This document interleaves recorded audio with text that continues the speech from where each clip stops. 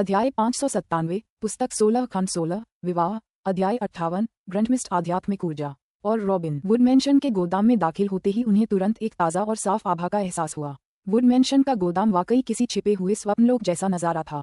नीला आसमान, बादल रेशम की तरह धीरे धीरे तैर रहे थे। नदी धीरे धीरे बह रही थी। नदी से कुछ ही दूरी पर एक सुंदर मंडप था। किन यू और बाकी लोग मुलायम घास के मैदानों पर कदम रखते हुए उस मंडप की ओर चल पड़े। ये भंडार गृह है। कई वस्तुएं जमीन पर या पहाड़ी चट्टानों के बीच यूं ही रखी हुई हैं। हालांकि मैंने सभी ग्रैंडमिस्ट आध्यात्मिक खजानों को उस मंडप भवन में संग्रहित किया है। जियांग लैन ने मंडप भवन की ओर इशारा करते हुए मुस्कुराते हुए कहा।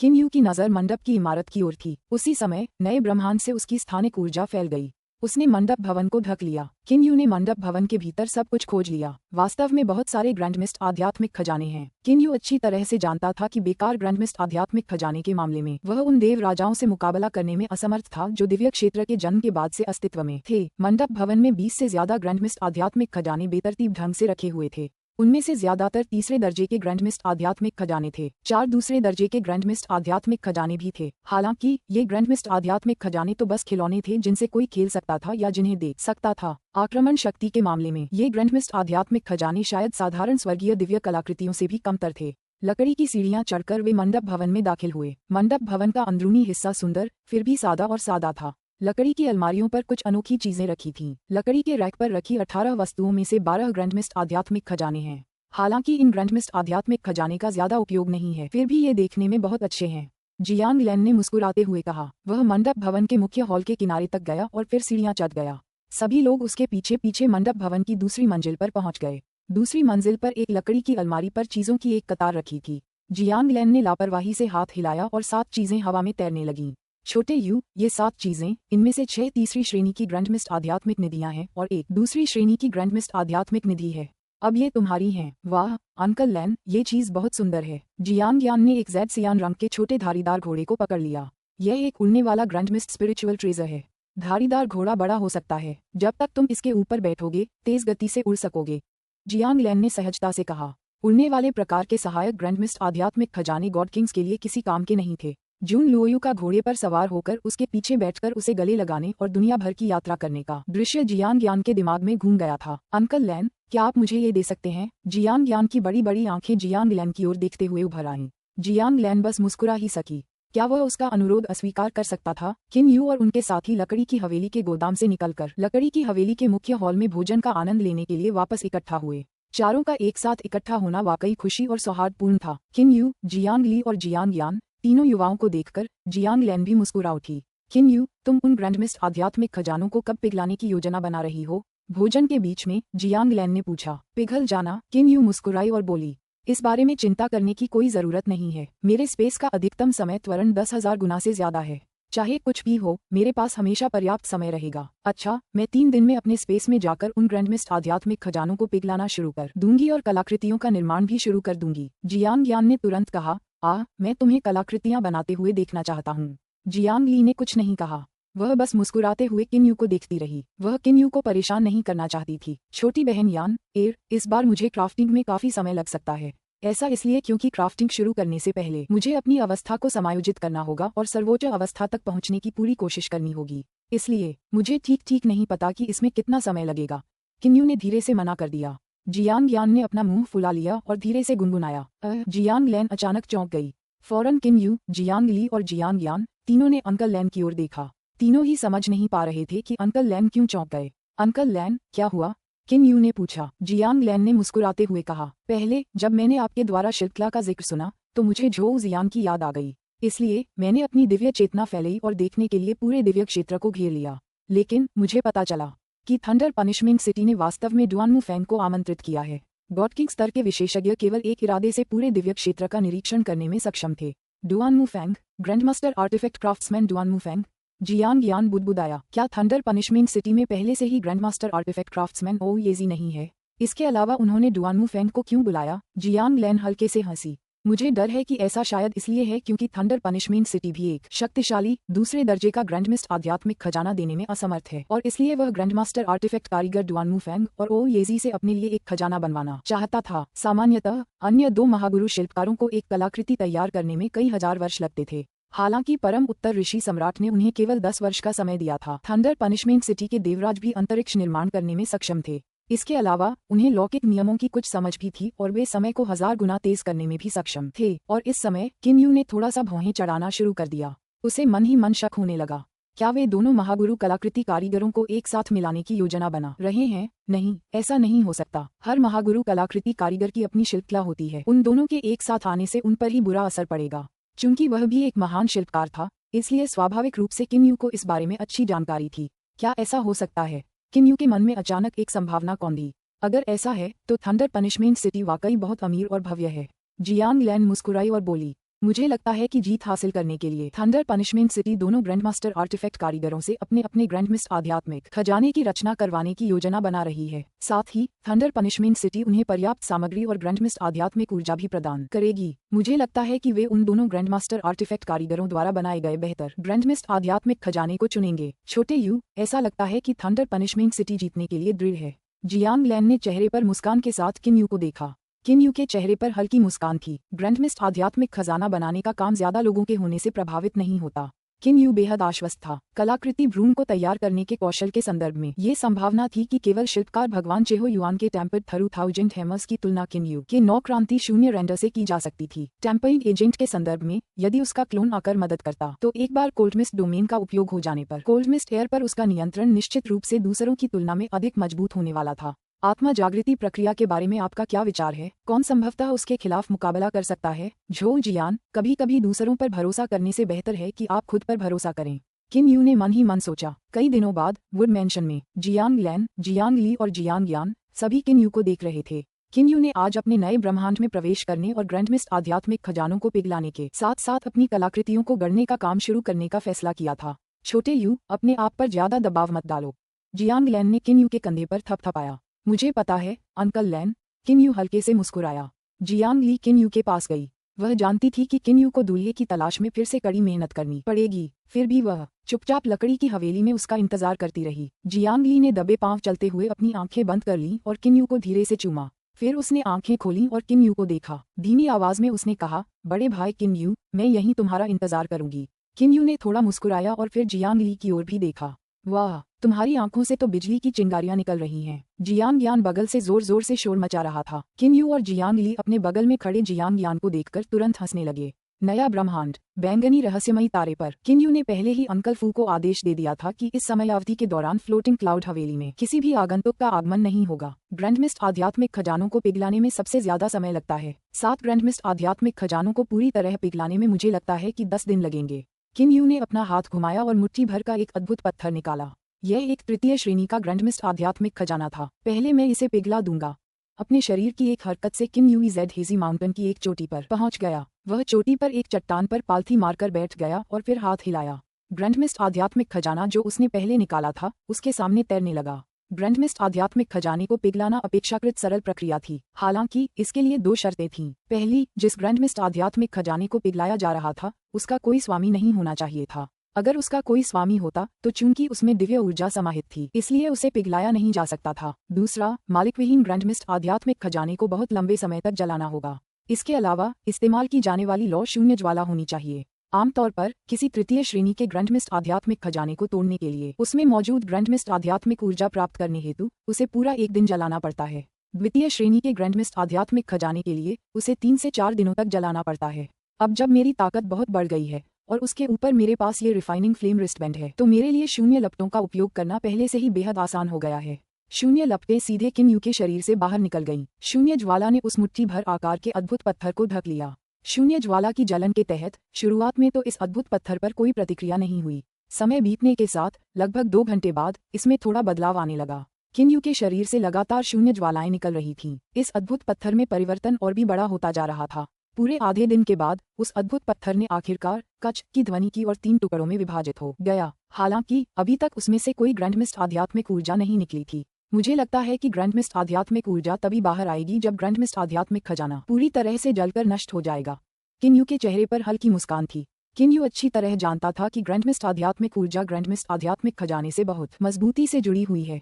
इतने गहरे संबंध के साथ ग्रंथमिस्ट आध्यात्मिक ऊर्जा को जलाने में बहुत लंबा समय लगा। समय बीतता गया, पलक झपकते ही पूरा दिन बीत गया। इस क्षण वह अद्भुत पत्थर अनगिनत कणों में बदल चुका था।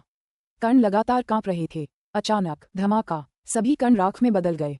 उसी समय ऊर्जा की एक बहुत छोटी धारा बाहर निकली। ग्रंथमिस्ट आध्यात्मिक ऊर्जा, ग्रंथमिस्ट आध्यात्मिक ऊर्जा, ये ग्रंथमिस्ट आध्यात्मिक ऊर्जा है। किन यू की आंखें तुरंत चमक उठीं। हालांकि इस समय वह पूरी तरह से स्तब्ध भी था। इसके तुरंत बाद ऊर्जा की एक और धारा निकली। किन यू के चेहरे पर अभी भी बहुत आश्चर्य का भाव था। ग्रंथमिस्ट आध्यात्मिक ऊर्जा, ग्रंथमिस्ट आध्यात्मिक ऊर्जा, क्या यही है? किन यू को लगा कि उसका मन गड़गड़ा रहा है। फिर उसने अपने हाथ से उसे पकड़ लिया। उसने जगह के एक हिस्से को बंद कर दिया और ग्रंथमिस्ट आध्यात्मिक ऊर्जा के उस कण को पूरी तरह से पकड़ लिया। किन यू तुरंत पूर्वी धुंध पर्वत से गायब हो गया। इस समय नया ब्रह्मांड अत्यंत विशाल हो गया था। इसमें मौजूद ब्रह्मांडीय स्थानों की संख्या भी बहुत अधिक थी। किन यू तुरंत नए ब्रह्मांड के किनारे पर प्रकट हुआ। नए ब्रह्मांड के सबसे किनारे पर खड़े होकर यहाँ का स्थान कांप रहा था। ये सबसे अराजक क्षेत्र था। रुको, किन यू चिल्लाया। उसके आसपास का माहौल तुरंत पूरी तरह शांत हो गया। किन यू ने झिल्ली के आर पार देखा और झिल्ली के बाहर अनगिनत आटे के पेस्ट के स्थान देखे। उसकी नज़र बेहद अनोखी थी। हर पल आटे के पेस्ट की ऊर्जा की एक बड़ी मात्रा झिल्ली से निकलकर किन यू के नए ब्रह्मांड में प्रवेश करती। इससे नया ब्रह्मांड बिना रुके बढ़ता रहा। ऐसा तो हर एक सांस में भी कहा जा सकता है। नया ब्रह्मांड इतनी अधिक आटे की ऊर्जा अवशोषित कर लेगा कि उससे एक पूरा महासागर ढक जाएगा। अतीत में किन यू के हृदय में आटे की ऊर्जा एक प्रकार की ऊर्जा ही थी। यह एक साधारण ऊर्जा थी जिसने ब्रह्मांड का निर्माण किया। हालांकि इस समय किन यू इसके बारे में ऐसा नहीं सोच पा रही थी। ग्रंथमिस्ट आध्यात्मिक ऊर्जा आटे के पेस्ट की ऊर्जा है। किन यू ने अपने हाथ में पकड़ी हुई बहती हुई ग्रंथमिस्ट आध्यात्मिक ऊर्जा को देखा और फिर सर्वव्यापी और असीम आटे के पेस्ट ऊर्जा को देखा, जिसे नए ब्रह्मांड द्वारा उन्मत्त गति से अवशोषित किया जा रहा था। वे बिल्कुल एक जैसे थे। चूंकि किन यू नए ब्रह्मांड का स्वामी था, इसलिए वह स्वाभाविक रूप से आटे के पेस्ट की ऊर्जा का सार पहचानने में सक्षम था। जैसे ही वह उसके नए ब्रह्मांड में प्रवेश करती थी, वह अपने हाथ में ग्रंथमिस्ट आध्यात्मिक ऊर्जा के सार को स्पष्ट रूप से महसूस करने में सक्षम था।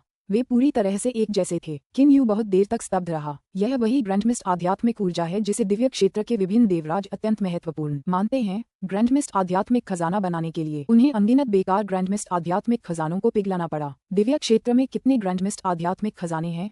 उन्हें कितने पिघलाने पड़ सकते हैं? इस समय किन यू सचमुच उत्साहित थी। मन ही मन उसने हाथ से पकड़ लिया। किन यू ने 100 मील की परिधि वाला एक स्थान बंद कर दिया। उसके भीतर मौजूद आटे की ऊर्जा को भी किन यू ने बंद कर दिया। 100 मील की परिधि वाला क्षेत्र, हाँ, अगर दिव्य क्षेत्र के सभी ग्रंथमिस्ट आध्यात्मिक खजानों को पिघला भी दिया जाए तो भी उनमें मौजूद ग्रंथमिस्ट आध्यात्मिक ऊर्जा की मात्रा उसमें मौजूद ऊर्जा के 1% के बराबर भी नहीं हो सकती। किन यू का पूरा शरीर थोड़ा कांप रहा था। अतीत में मैंने सोचा था कि ग्रंथमिस्ट आध्यात्मिक ऊर्जा ब्रह्मांड द्वारा निर्मित एक चमत्कारी ऊर्जा है। हालांकि अब ऐसा लगता है कि यह ब्रह्मांड को बनाने वाली मूल ऊर्जा ही थी, सबसे मौलिक ऊर्जा। इसमें कोई आश्चर्य नहीं कि इसका इतना चमत्कारी प्रभाव था। किन यू को अब सब कुछ समझ आ गया था। अब उसे समझ में आया कि अतीत में जब वह ग्रंथमिस्ट आध्यात्मिक खजाने को परिष्कृत करता था तो आटे की थोड़ी सी ऊर्जा को अवशोषित करने मात्र से ही उनकी शोधन गति बढ़ जाती थी।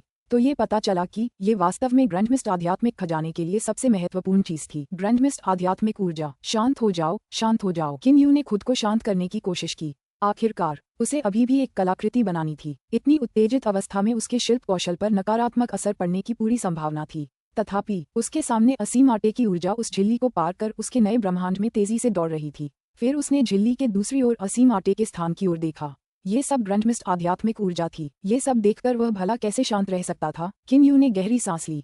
फिर वह पालथी मारकर बैठने लगा। उसने आंखें बंद कर लीं और अपनी मनस्थिति को नियंत्रित करने लगा। अंकल लैन की कड़ी मेहनत, ली एयर की भावनाएं और इरादे, किन यू को सब कुछ साफ साफ याद था। उसने उसके होठों को छुआ। किन यू को अभी भी ली एयर द्वारा दिए गए चुंबन का एहसास याद है। इतनी ग्रैंडमिस्ट आध्यात्मिक ऊर्जा के साथ कलाकृतियां बनाते समय मुझे किस बात का डर है। किन यू के चेहरे पर एक शांतिपूर्ण मुस्कान आ गई। उसकी मानसिक स्थिति धीरे धीरे बदल रही थी। जिस क्षण उसकी अवस्था अपने चरम पर पहुंचती, वही वह क्षण होता जब किन यू अपनी कलाकृतियां बनाना शुरू कर देता। फियल, अब जब मैं इसके बारे में सोचता हूँ तो उसके पास एक नया ब्रह्मांड है। क्या वह अपनी दुर्लभ सामग्री भी वहीं इकट्ठा नहीं कर सकता? अध्याय 598, पुस्तक 16 खंड 16, विवाह। अध्याय 59, स्वर्ग और पृथ्वी की गति। और रॉबिन। उत्तर पश्चिमी क्षेत्र के थंडर पनिशमेंट सिटी के अंदर उत्तर पश्चिमी ऋषि सम्राट झो हुओ ने स्वयं एक स्थान स्थापित किया था और उस स्थान के भीतर समय को 5000 गुना तेज कर दिया था। झो हुओ के लिए 5000 गुना समय त्वरण वाला स्थान बनाए रखना पहले से ही एक चुनौती थी। वह असुर देवराज नहीं थे जो आसानी से 10,000 गुना समय त्वरण के साथ अंतरिक्ष को बनाए रख सकते थे। शाही पिता। हालांकि दोनों महागुरु कलाकृति शिल्पकार अपनी शिल्पकला में बेहद अद्भुत हैं, फिर भी यह कहना बेहद मुश्किल है कि क्या वे एक शक्तिशाली द्वितीय श्रेणी के महागुरु आध्यात्मिक खजाने का निर्माण कर पाएंगे। अगर वे असफल रहे तो। झोउ जियान ने अपने पिता की ओर देखा। झोउ हुओ ने अपना सिर हिलाया और कड़वाहट से मुस्कुराया। उन्होंने सचमुच अपने इस बेटे के लिए बहुत मेहनत की थी। आप निश्चिंत रहिए, हमारे पास पर्याप्त मात्रा में सामग्री और पर्याप्त ग्रैंडमिस्ट आध्यात्मिक ऊर्जा है। तार्किक रूप से ये दोनों ही दूसरे दर्जे के ग्रैंडमिस्ट आध्यात्मिक खजाने गढ़ने में सक्षम होने चाहिए, लेकिन अगर चिंता मत करो, झोउ हुओ ने अपने बेटे की बात बीच में ही रोक दी। अगर दोनों ग्रैंडमास्टर कलाकृतियों के कारीगरों द्वारा गढ़े गए ग्रैंडमिस्ट आध्यात्मिक खजाने घटिया क्वालिटी के हैं और हमारे मांगे गए मानक तक नहीं पहुंचते, तो मैं तुम्हें अपना कंपता हुआ वज्र दहाड़ दूंगा। कैसा रहेगा? क्वेकिंग थंडर रोअर एक अपेक्षाकृत प्रसिद्ध द्वितीय श्रेणी का ग्रैंडमिस्ट आध्यात्मिक खजाना था। यह एक शक्तिशाली ग्रैंडमिस्ट आध्यात्मिक खजाना था जिसका झोउ हुओ अक्सर इस्तेमाल करता था। इसे झोउ हुओ का विशिष्ट ग्रैंडमिस्ट आध्यात्मिक खजाना भी माना जा सकता है। धन्यवाद शाही पिता। झोउ जियान तुरंत बहुत खुश हो गया। अपने पिता की बात सुनकर झोउ जियान अब निश्चिंत हो गया। वह ये भी जानता था कि उसके शाही पिता झोउ हुओ 8 महान दिव्य कुलों में से एक कुल नेता होने के नाते कुल रक्षा आध्यात्मिक निधि जो दिव्य लोक के जन्म के समय से ही मौजूद थी, उसके असली हथियार के रूप में मौजूद थी। चूंकि वह प्रथम श्रेणी का ग्रैंडमिस्ट आध्यात्मिक खजाना बहुत शक्तिशाली था, झोउ हुओ उसका इस्तेमाल बहुत कम करता था। आमतौर पर वह क्वेकिंग थंडर रोअर ही वह हथियार इस्तेमाल करता था। वह केवल सबसे महत्वपूर्ण क्षणों में ही कुल रक्षा आध्यात्मिक खजाने का इस्तेमाल करता था। जब तक किन्यू का उपहार प्रथम श्रेणी का ग्रैंडमिस्ट आध्यात्मिक खजाना नहीं है, मैं इस क्वेकिंग थंडर रोअर से जीतने में सक्षम हो जाऊंगा। झोउ जियान ने अपने दिल में सोचा। क्वेकिंग थंडर रोअर को अपेक्षाकृत उच्च स्तरीय द्वितीय श्रेणी का ग्रैंडमिस्ट आध्यात्मिक खजाना माना जा सकता है। भले ही किन्यू ने द्वितीय श्रेणी का सर्वोच्च ग्रैंडमिस्ट आध्यात्मिक खजाना निकाल लिया हो, अंत में फैसला तो 13 देवराज ही सुनाते थे। जब तक हथियारों के बीच का अंतर बहुत ज्यादा न हो, झोउ जियान जरूर जीत जाता। जब दो महान शिल्पकार डुआनमू फेंग और ओ येजी बड़ी मेहनत से अपनी कलाकृतियां तैयार कर रहे थे, तब वर्तमान किन्यू वास्तव में अपने नए ब्रह्मांड के किनारे पर चुपचाप आराम कर रहा था। किन्यू की मनःस्थिति विचारों से मुक्त होने के करीब पहुंच रही थी। उसकी स्थिति अधिकाधिक परिपूर्ण होती जा रही थी। चुपचाप, ठीक इसी तरह किन्यू वहां पालथी मारकर बैठा था। वह विचारों से मुक्त होने की मधुर अवस्था का आनंद ले रहा था। एक क्षण ऐसा आया जब किन्यू को लगा कि उसकी अवस्था चरम पर पहुंच गई है। हालांकि उसे पता नहीं क्यों, इस समय किन्यू को एक एहसास हुआ। वह जानता था कि अगर वह अभी अपनी कलाकृति गढ़े तो जरूर कामयाब होगा। इस रहस्यमय एहसास के साथ किन्यू ने अपनी आंखें खोलीं। इस समय तक किन्यू 10,000 सालों से भी ज्यादा समय से पालथी मारकर बैठा था। किन्यू के आसपास 100 मीटर तक शांति थी। 100 मीटर के बाद ये स्थान एक अराजकता में बदल गया। अंतरिक्ष लगातार कंपन कर रहा था। ऐसा इसलिए था क्योंकि यह स्थान नए ब्रह्मांड का किनारा था। किन्यू द्वारा निर्मित यह नया ब्रह्मांड अभी भी अपनी सीमा में निरंतर बढ़ रहा था। किन्यू खड़ा हो गया। उसके ऊपरी शरीर का गाउन तुरंत गायब हो गया। उसका ऊपरी शरीर नंगा हो गया था। उसने अपना हाथ बढ़ाया और उसके हाथ में अविचलित घूमता हुआ अंतरिक्ष विध्वंसक हथौड़ा प्रकट हुआ। उसके हाथ हिलाने से काली मेज उसके सामने प्रकट हो गई। क्लोन, किन्यू ने धीमी आवाज में कहा। सियान गाउन पहने किन्यू उसके बगल में प्रकट हुए। सियान गाउन पहने किन्यू ने किन्यू की ओर मुड़कर थोड़ा सा झुकाया। सच्चा शरीर। किन्यू हल्के से मुस्कुराया। उसके बाद प्राचीन लाल तुंग वृक्ष का तना उड़कर किन्यू की ओर आया। किन्यू ने उसकी ओर इशारा किया। वह तना, जिसका आकार 3-4 लोगों के गले लगने जितना था, तुरंत 4 टुकड़ों में बंट गया। इस तने के बीच में लगभग 2 मीटर ऊंचा और एक हाथ जितना मोटा लाल रंग का लकड़ी का टुकड़ा था। किन्यू जानता था कि यह प्राचीन लाल तुंग वृक्ष का सबसे महत्वपूर्ण वृक्ष का केंद्र था। वृक्ष के मूल के अलावा प्राचीन लाल तुंग वृक्ष की सबसे अच्छी सामग्री उसके तने की दिव्य लकड़ी थी। अगर कोई दिव्य लकड़ी का उपयोग करके कलाकृतियां बनाने का प्रयास करे तो वह निश्चित रूप से एक उच्च गुणवत्ता वाली दिव्य कलाकृति बना सकता है। शिल्पकला के समय किन्यू के मन में तीव्र इच्छा थी कि वह केवल वृक्ष के मूल भाग के साथ साथ तने से दिव्य लकड़ी के एक भाग का उपयोग करके एक ग्रैंडमिस्ट आध्यात्मिक खजाना तैयार करे। किन्यू के बाएं हाथ से अचानक भयानक लपटें फूट पड़ीं। ये लपटें ज्यादातर श्वेत शुद्ध लपटों और शून्य लपटों से बनी थीं। प्राचीन लाल तुंग वृक्ष जैसी उच्च कोटि की सामग्री के लिए काली दिव्य लपटें किसी काम की नहीं थीं। वृक्ष का केंद्र किन्यू के सामने काली मेज पर उतरा। आग की लपटें वृक्ष के केंद्र को घेरे हुए थीं। 2 मीटर लंबा वृक्ष केंद्र ऐसा लग रहा था मानो पानी की सतह पर हो और वह श्वेत शुद्ध लपटों और शून्य लपटों के ऊपर तैर रहा था। अपने हाथ में अविचलित घूमता हुआ अंतरिक्ष विध्वंसक हथौड़ा पकड़े हुए किन्यू ने हथौड़ा मारा। एक सीटी की आवाज गूंजी। जहां भी अविचलित घूमता हुआ अंतरिक्ष विध्वंसक हथौड़ा गुजरा, अंतरिक्ष में लहरें उठने लगीं। 9 अंतरिक्षीय भंवरों ने अचानक वृक्ष के केंद्र को ढक लिया। किन्यू का हथौड़ा वृक्ष के केंद्र पर लगा। टकराना। अत्यंत कठोर वृक्ष कोर किन्यू के हथौड़े के प्रहार से टूट गया, जिसमें स्थानिक ऊर्जा समाहित थी। आमतौर पर कोई कुशल शिल्पकार इतने उत्तम वृक्ष के मूल को नष्ट नहीं करता। हालांकि किन्यू कोई साधारण व्यक्ति नहीं था। किन्यू के दृष्टिकोण से उसका मानना था कि विनाश के बाद पुनर्निर्माण ही सही रास्ता है।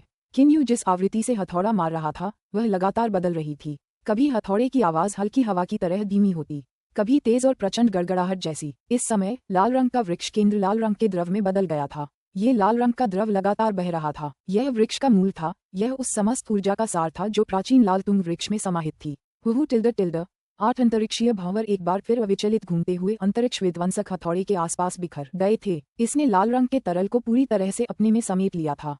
लपटें उसके भीतर समा गई थीं। कोई भी अपनी नंगी आंखों से देख सकता था कि लाल रंग के तरल के भीतर प्रकाश की एक किरण बह रही थी। किन्यू के माथे से पसीने की बूंदें रिसने लगीं। हालांकि पसीना तुरंत ही गायब हो गया। कलाकृतियां बनाते समय किन्यू ने अपनी कारीगरी पर किसी भी चीज का असर नहीं पड़ने दिया। ये लगभग हो गया है। इस बार किन्यू ने बहुत कम सामग्री का इस्तेमाल करके शिल्प तैयार किया था। उसने सिर्फ पेड़ के केंद्र और तने के 2 हिस्सों का इस्तेमाल किया था। हालांकि जिस पेड़ के तने को पूरी तरह से ढकने के लिए 3 से 4 लोगों की जरूरत थी, वह 4 हिस्सों में बटा हुआ था। फिर भी किन्यू ने शिल्प के लिए सिर्फ 2 हिस्से चुने। हालांकि वे सिर्फ 2 ही थे, फिर भी उनका आकार बहुत बड़ा था। अगर दोनों हिस्सों को मिला दिया जाए तो शायद 2 लोग भी उसे घेर नहीं पाएंगे। हालांकि संयुक्त होने के बाद भी इसकी मात्रा कृत्रिम भ्रूण तैयार है। किन्यू ने अपना हाथ बढ़ाया। उसके हाथ में एक लाल रंग का राजदंड दिखाई दिया। ये राजदंड केवल 2 मीटर लंबा था। राजदंड का हत्था केवल 2 इंच मोटा था। राजदंड की नोक भी मुट्ठी के बराबर ही थी। क्लोन, तड़के के लिए तैयार हो जाओ। किन्यू ने हाथ हिलाया। लाल रंग का राजदंड आसमान में उड़ गया। सियान रंग का गाउन पहने किन्यू, जो किनारे खड़ा था, अपने शरीर से सियान रंग की हवा की एक धारा छोड़ने लगा।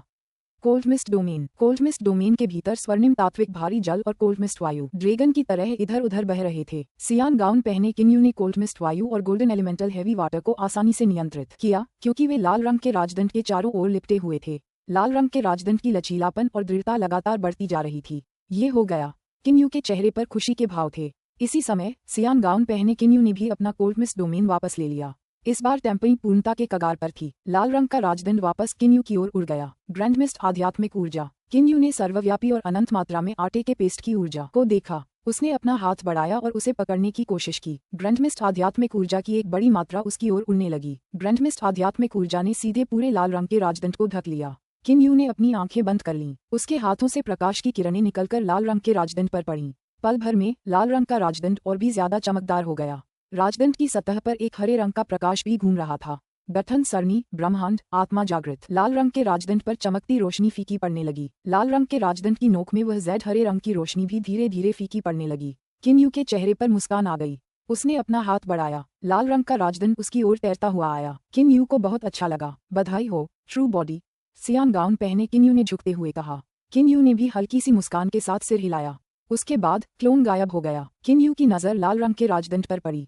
उसने राजदंड का ध्यानपूर्वक निरीक्षण किया। राजदंड का पूरा शरीर लाल क्रिस्टल जेड जैसा दिखाई दे रहा था। हालांकि इस राजदंड का सिरा पूरी तरह से हरे रंग का था। ये राजदंड किस स्तर की गुणवत्ता का है? यद्यपि किन्यू एक शिल्पकार था, फिर भी वह केवल अपनी आंखों से ये देखने में असमर्थ था कि ग्रैंड मिस्ट आध्यात्मिक खजाने की गुणवत्ता क्या है। केवल उस पर अपना खून टपकाकर और उसका स्वामी बनकर ही वह ग्रैंड मिस्ट आध्यात्मिक खजाने की गुणवत्ता को स्पष्ट रूप से महसूस कर पाएगा। मुझे उम्मीद है कि यह एक बेहतरीन ग्रैंड मिस्ट आध्यात्मिक खजाना होगा। किन्यू का दिल उत्सुकता से भर गया। उसने तुरंत उस पर खून की एक बूंद टपका दी। खून की बूंद राजदंड की नोक पर गिरी और मानो समुद्र की सतह पर गिरकर पूरी तरह से उसमें समा गई। किन्यू को राजदंड का कार्य तुरंत समझ में आ गया। इसकी आक्रमण शक्ति वाकई इस स्तर की है। किन्यू बहुत खुश हुआ। बेहतरीन ग्रैंड मिस्ट आध्यात्मिक खजाना। यह वाकई एक बेहतरीन ग्रैंड मिस्ट आध्यात्मिक खजाना है। इस राजदंड की ताकत ने किन्यू के दिल की धड़कनें भी तेज कर दी।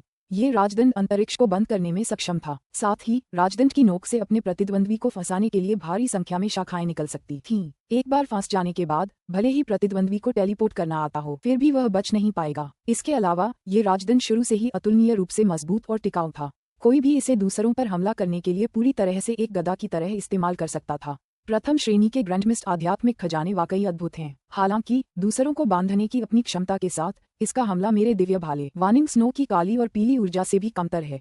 किन्यू ने मन ही मन ये सोचा। जब वह ये सोच रहा था तब भी किन्यू के चेहरे पर एक मुस्कान थी जिसे छुपाना मुश्किल था। मैं इसे अंकल लैन और लियर को दिखाऊंगा। इस समय किन्यू केवल यही सोच रहा था कि अंकल लैन और लियर को इस खुशी के अवसर के बारे में कैसे बताया जाए। किन्यू नए ब्रह्मांड से गायब हो गया। लकड़ी हवेली के अंदर। लकड़ी की हवेली में लौटते ही किन्यू ने अपनी स्थानिक ऊर्जा का विस्तार करना शुरू कर दिया। एक पल में उसे जियांग लैन और जियांग ली का पता चल गया।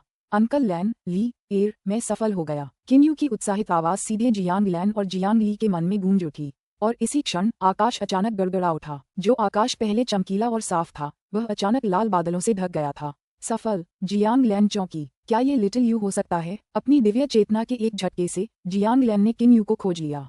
साथ ही उसने किन्यू के हाथ में पकड़े लाल रंग के राजदंड पर भी ध्यान दिया। अपने ज्ञान और अनुभव से वह स्वाभाविक रूप से यह भांप गया कि यह राजदंड असाधारण था। अपने शरीर के एक झटके से जियांग लैन किन यू के पास आ गई। जियांग ली भी भावुक और उत्साहित भाव लिए तेजी से दौड़ी। अरे, क्या हो रहा है? इस समय किन यू ने आकाश में अजीब घटना देखी। पूरा आकाश लाल रंग में बदल गया था, यहाँ तक कि दिव्यलोक की धरती भी आकाश के प्रतिबिंब से लाल हो गई थी। इस क्षण दिव्यलोक में लगभग सभी ने ये देखा। जियांग लैन ने अपना सिर उठाया और आसमान की ओर देखा। फिर उसकी आंखें चमकने लगीं। उसने सीधे किन यू की ओर मुड़कर पूछा, छोटी यू, क्या तुमने एक बेहतरीन ग्रैंडमिस्ट आध्यात्मिक खजाना गढ़ लिया है? अंकल लैन, आपको ये कैसे पता चला? किन यू ने मुस्कुराते हुए पूछा। जियांग लैन खिलखिलाकर हंसने लगी। हाँ, जब कोई प्रथम श्रेणी का ग्रैंडमिस्ट आध्यात्मिक खजाना पैदा होता है तभी दिव्यलोक का स्वर्ग और पृथ्वी लाल रंग में रंग जाते हैं और आध्यात्मिक खजाने की बिजली गिरती है। आध्यात्मिक खजाना बिजली। किन यू उलझन में था। उस समय जब शिल्पकार देवता चेहो युआन ने असुर देवराज के लिए सर्वोच्च श्रेणी का ग्रैंडमिस्ट आध्यात्मिक खजाना गढ़ा तो उसकी कथा पूरे दिव्यलोक में फैल गई। हालांकि चेहो युआन ने स्वयं इसका विस्तार से वर्णन नहीं किया, मानो उसे इस बात की कोई परवाह ही न हो। केवल चेहो युआन को गहराई से जानने के बाद ही कोई यह जान सकेगा कि उसका लक्ष्य उत्कृष्ट दिव्य आध्यात्मिक खजाना था। शायद केवल तभी जब वह उत्कृष्ट दिव्य आध्यात्मिक खजाना को सफलतापूर्वक तैयार करने में कामयाब हो जाएगा, वह वास्तव में खुश होगा। यह एक प्रकार की क्लेश बिजली है। दिव्यलोक के पूरे इतिहास में ऐसा केवल एक बार ही हुआ है। इसकी शक्ति बिल्कुल भी प्रबल नहीं है। आपको इसे रोकने के लिए बस राजदंड का उपयोग करना होगा।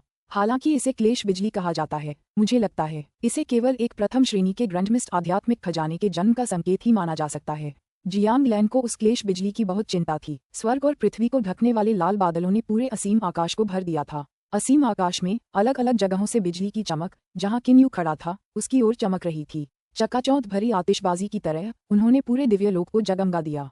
अंत में अनगिनत बिजली के बोल्ट एक साथ मिलकर 7 रंगों वाली बिजली में बदल गए। ये 7 रंगों वाली बिजली वुड मैंशन पर गिरी। ये बिजली ज्यादा शक्तिशाली नहीं लग रही। जैसे ही बिजली किन यू के अंतरिक्ष क्षेत्र में पहुंची, उसे तुरंत एहसास हो गया कि यह शक्तिशाली नहीं है। उसने सहजता से अपना राजदंड आकाश में उड़ा दिया। टकराना। 7 रंगों वाली बिजली राजदंड पर गिरी। बिजली चारों दिशाओं में चमकने लगी। बस राजदंड और भी ज्यादा चमकदार हो गया और उसे जरा भी नुकसान नहीं पहुंचा। जैसा कि अपेक्षित था, इसे क्लेश बिजली नहीं माना जा सकता। किन यू ने मन ही मन सिर हिलाया। किन यू को अचानक एक बात याद आ गई। अंकल लैन ने पहले जो कहा था, उसके अनुसार जब लाल बादल आकाश को ढक लेते हैं तो आध्यात्मिक खजाने की बिजली गिरती है। यह एक प्रथम श्रेणी के ग्रैंडमिस्ट आध्यात्मिक खजाने के जन्म का संकेत था। क्या इसका मतलब यह नहीं है कि अब पूरा दिव्य क्षेत्र जानता है कि मैं लकड़ी के भवन में एक प्रथम श्रेणी के ग्रैंडमिस्ट आध्यात्मिक खजाने का निर्माण कर रहा था? हाँ, एक प्रथम श्रेणी के ग्रैंडमिस्ट आध्यात्मिक खजाने का आकर्षण सचमुच अद्भुत है। किन यू, मेरा बड़ा भाई आ गया है। जियांग लैन ने अचानक मुस्कुराते हुए किन यू से कहा। किन यू चौंक गया। वह जियांग जिंग भी आ गया है। जियांग लैन ने सिर हिलाया और हल्के से हंसी। तैरते बर्फ शहर के 3 महान देवराज इसी समय लकड़ी की हवेली में इकट्ठा होने वाले थे। टीएल, इस अध्याय में राजदंड शाब्दिक रूप से शक्ति छड़ी उस राजदंड रूई से अलग है जो झोउ जियान को पहले प्राप्त हुआ था। टीएल, मुझे ये जरूर बताना चाहिए था। मैंने पहले भी क्लेश की सभी गड़गड़ाहटों का अनुवाद क्लेश की बिजली में किया है। मेरा मतलब है बिजली गिरती है जबकि गड़गड़ाहट शोर है। हाँ। अध्याय 599, पुस्तक 16 खंड 16, विवाह। अध्याय 60, नया शिल्पकार परमेश्वर और रॉबिन। आसमान में लाल बादल छा गए। आध्यात्मिक खजाने की विपत्ति बिजली उतर आई। प्रथम श्रेणी के ग्रैंडमिस्ट आध्यात्मिक खजाने के जन्म की खबर व्यवहारिक रूप से कुछ ऐसी थी जिसे फैलाने की आवश्यकता नहीं थी, क्योंकि वे सभी लोग जो उस समय के बारे में जानते थे जब शिल्पकार भगवान चेहो युआन ने प्रथम श्रेणी के ग्रैंडमिस्ट आध्यात्मिक खजाने को तैयार किया था, ये समझ गए थे कि दिव्य क्षेत्र में एक और प्रथम श्रेणी ग्रैंडमिस्ट आध्यात्मिक खजाना पैदा हुआ था। उत्कृष्ट ग्रैंडमिस्ट आध्यात्मिक खजाना ये तैरते हुए हिमनगर में है। थंडर पनिशमेंट नगर के अंदर झोउ जियान ने दूर तैरते हुए हिमनगर की ओर देखा। उसकी नजर बेहद उलझी हुई थी।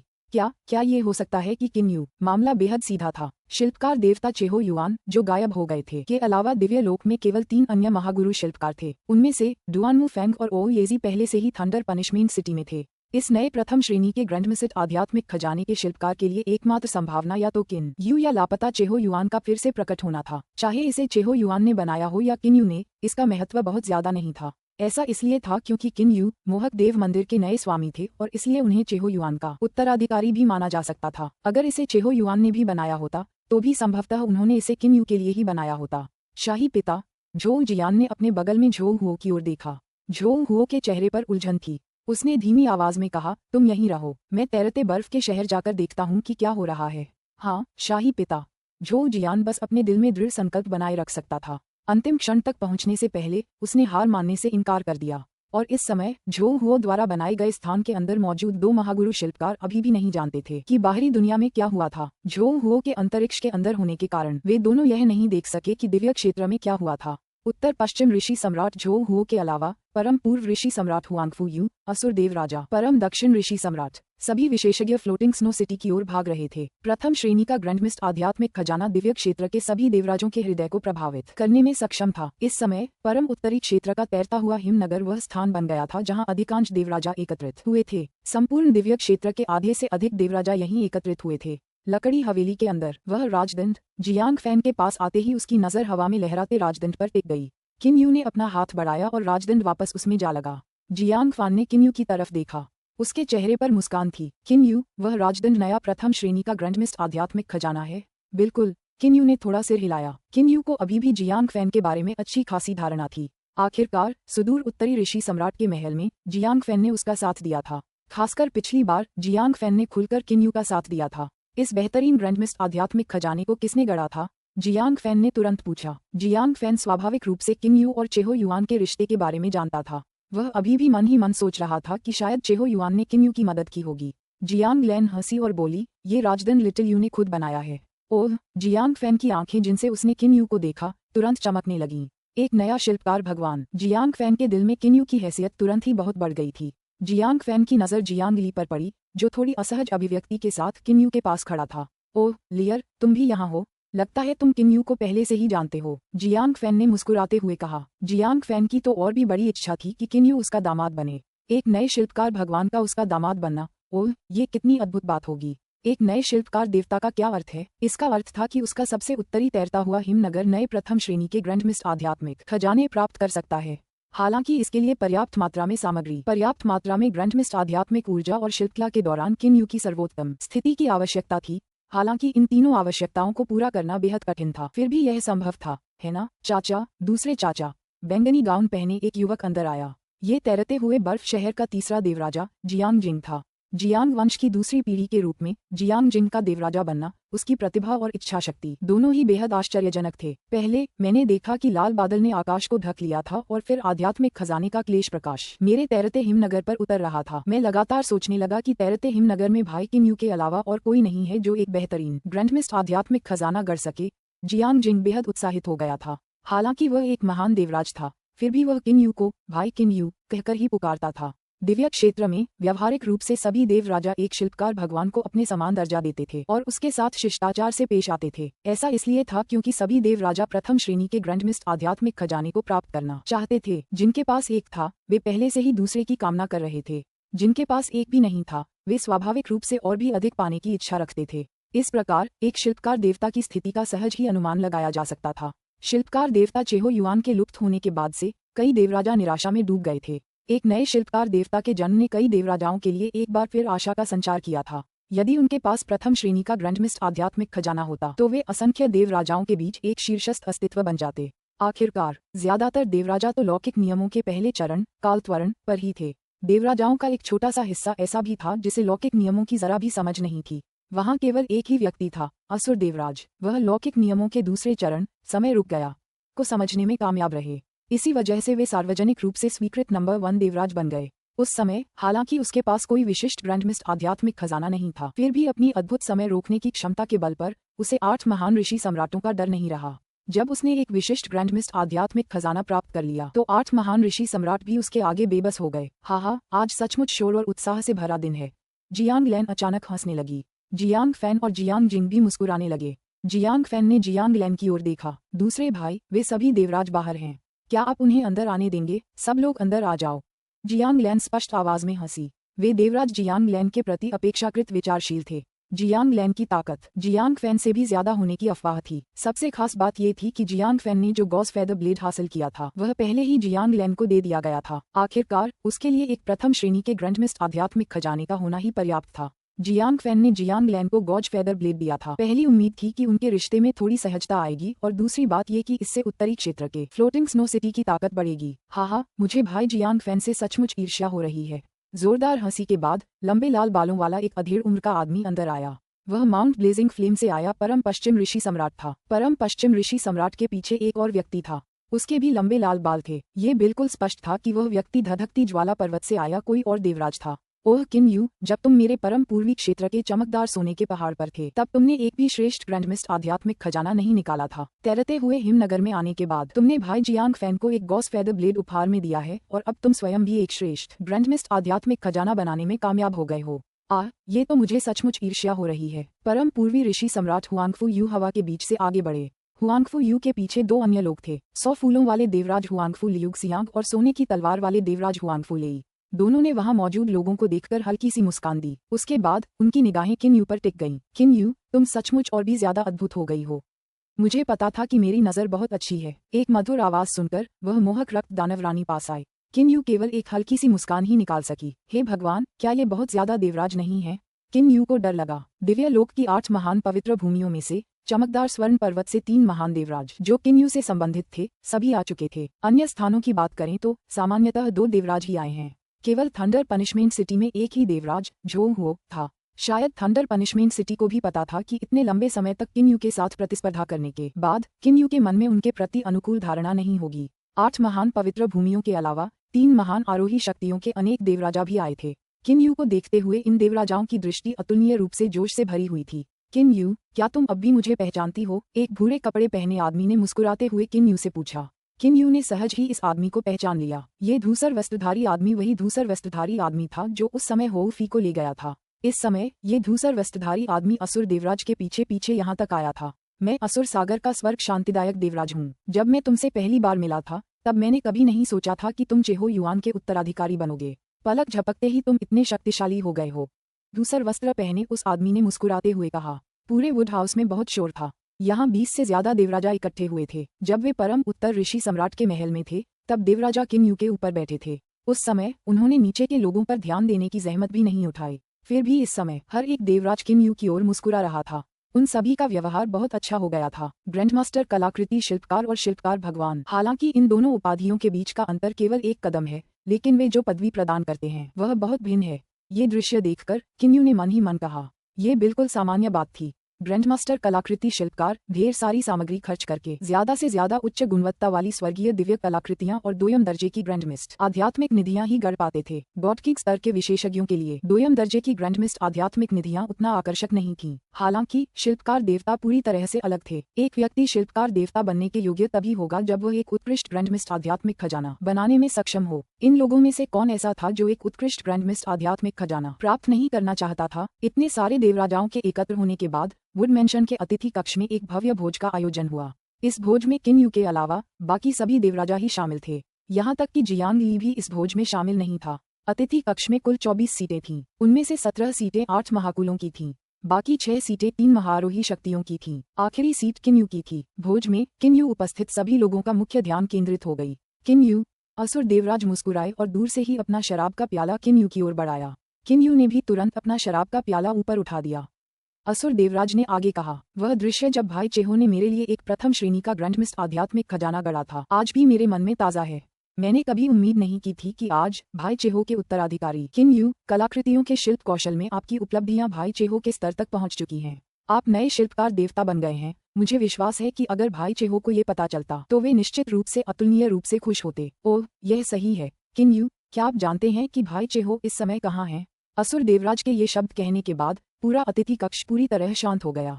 चेहो युआन का ठिकाना दिव्य लोक का रहस्य था। आखिरकार देवराज भी चेहो युआन का ठिकाना पता लगाने में सक्षम नहीं थे। यदि देवराजाओं को भी नहीं पता था तो किन यू को कैसे पता चल सकता था?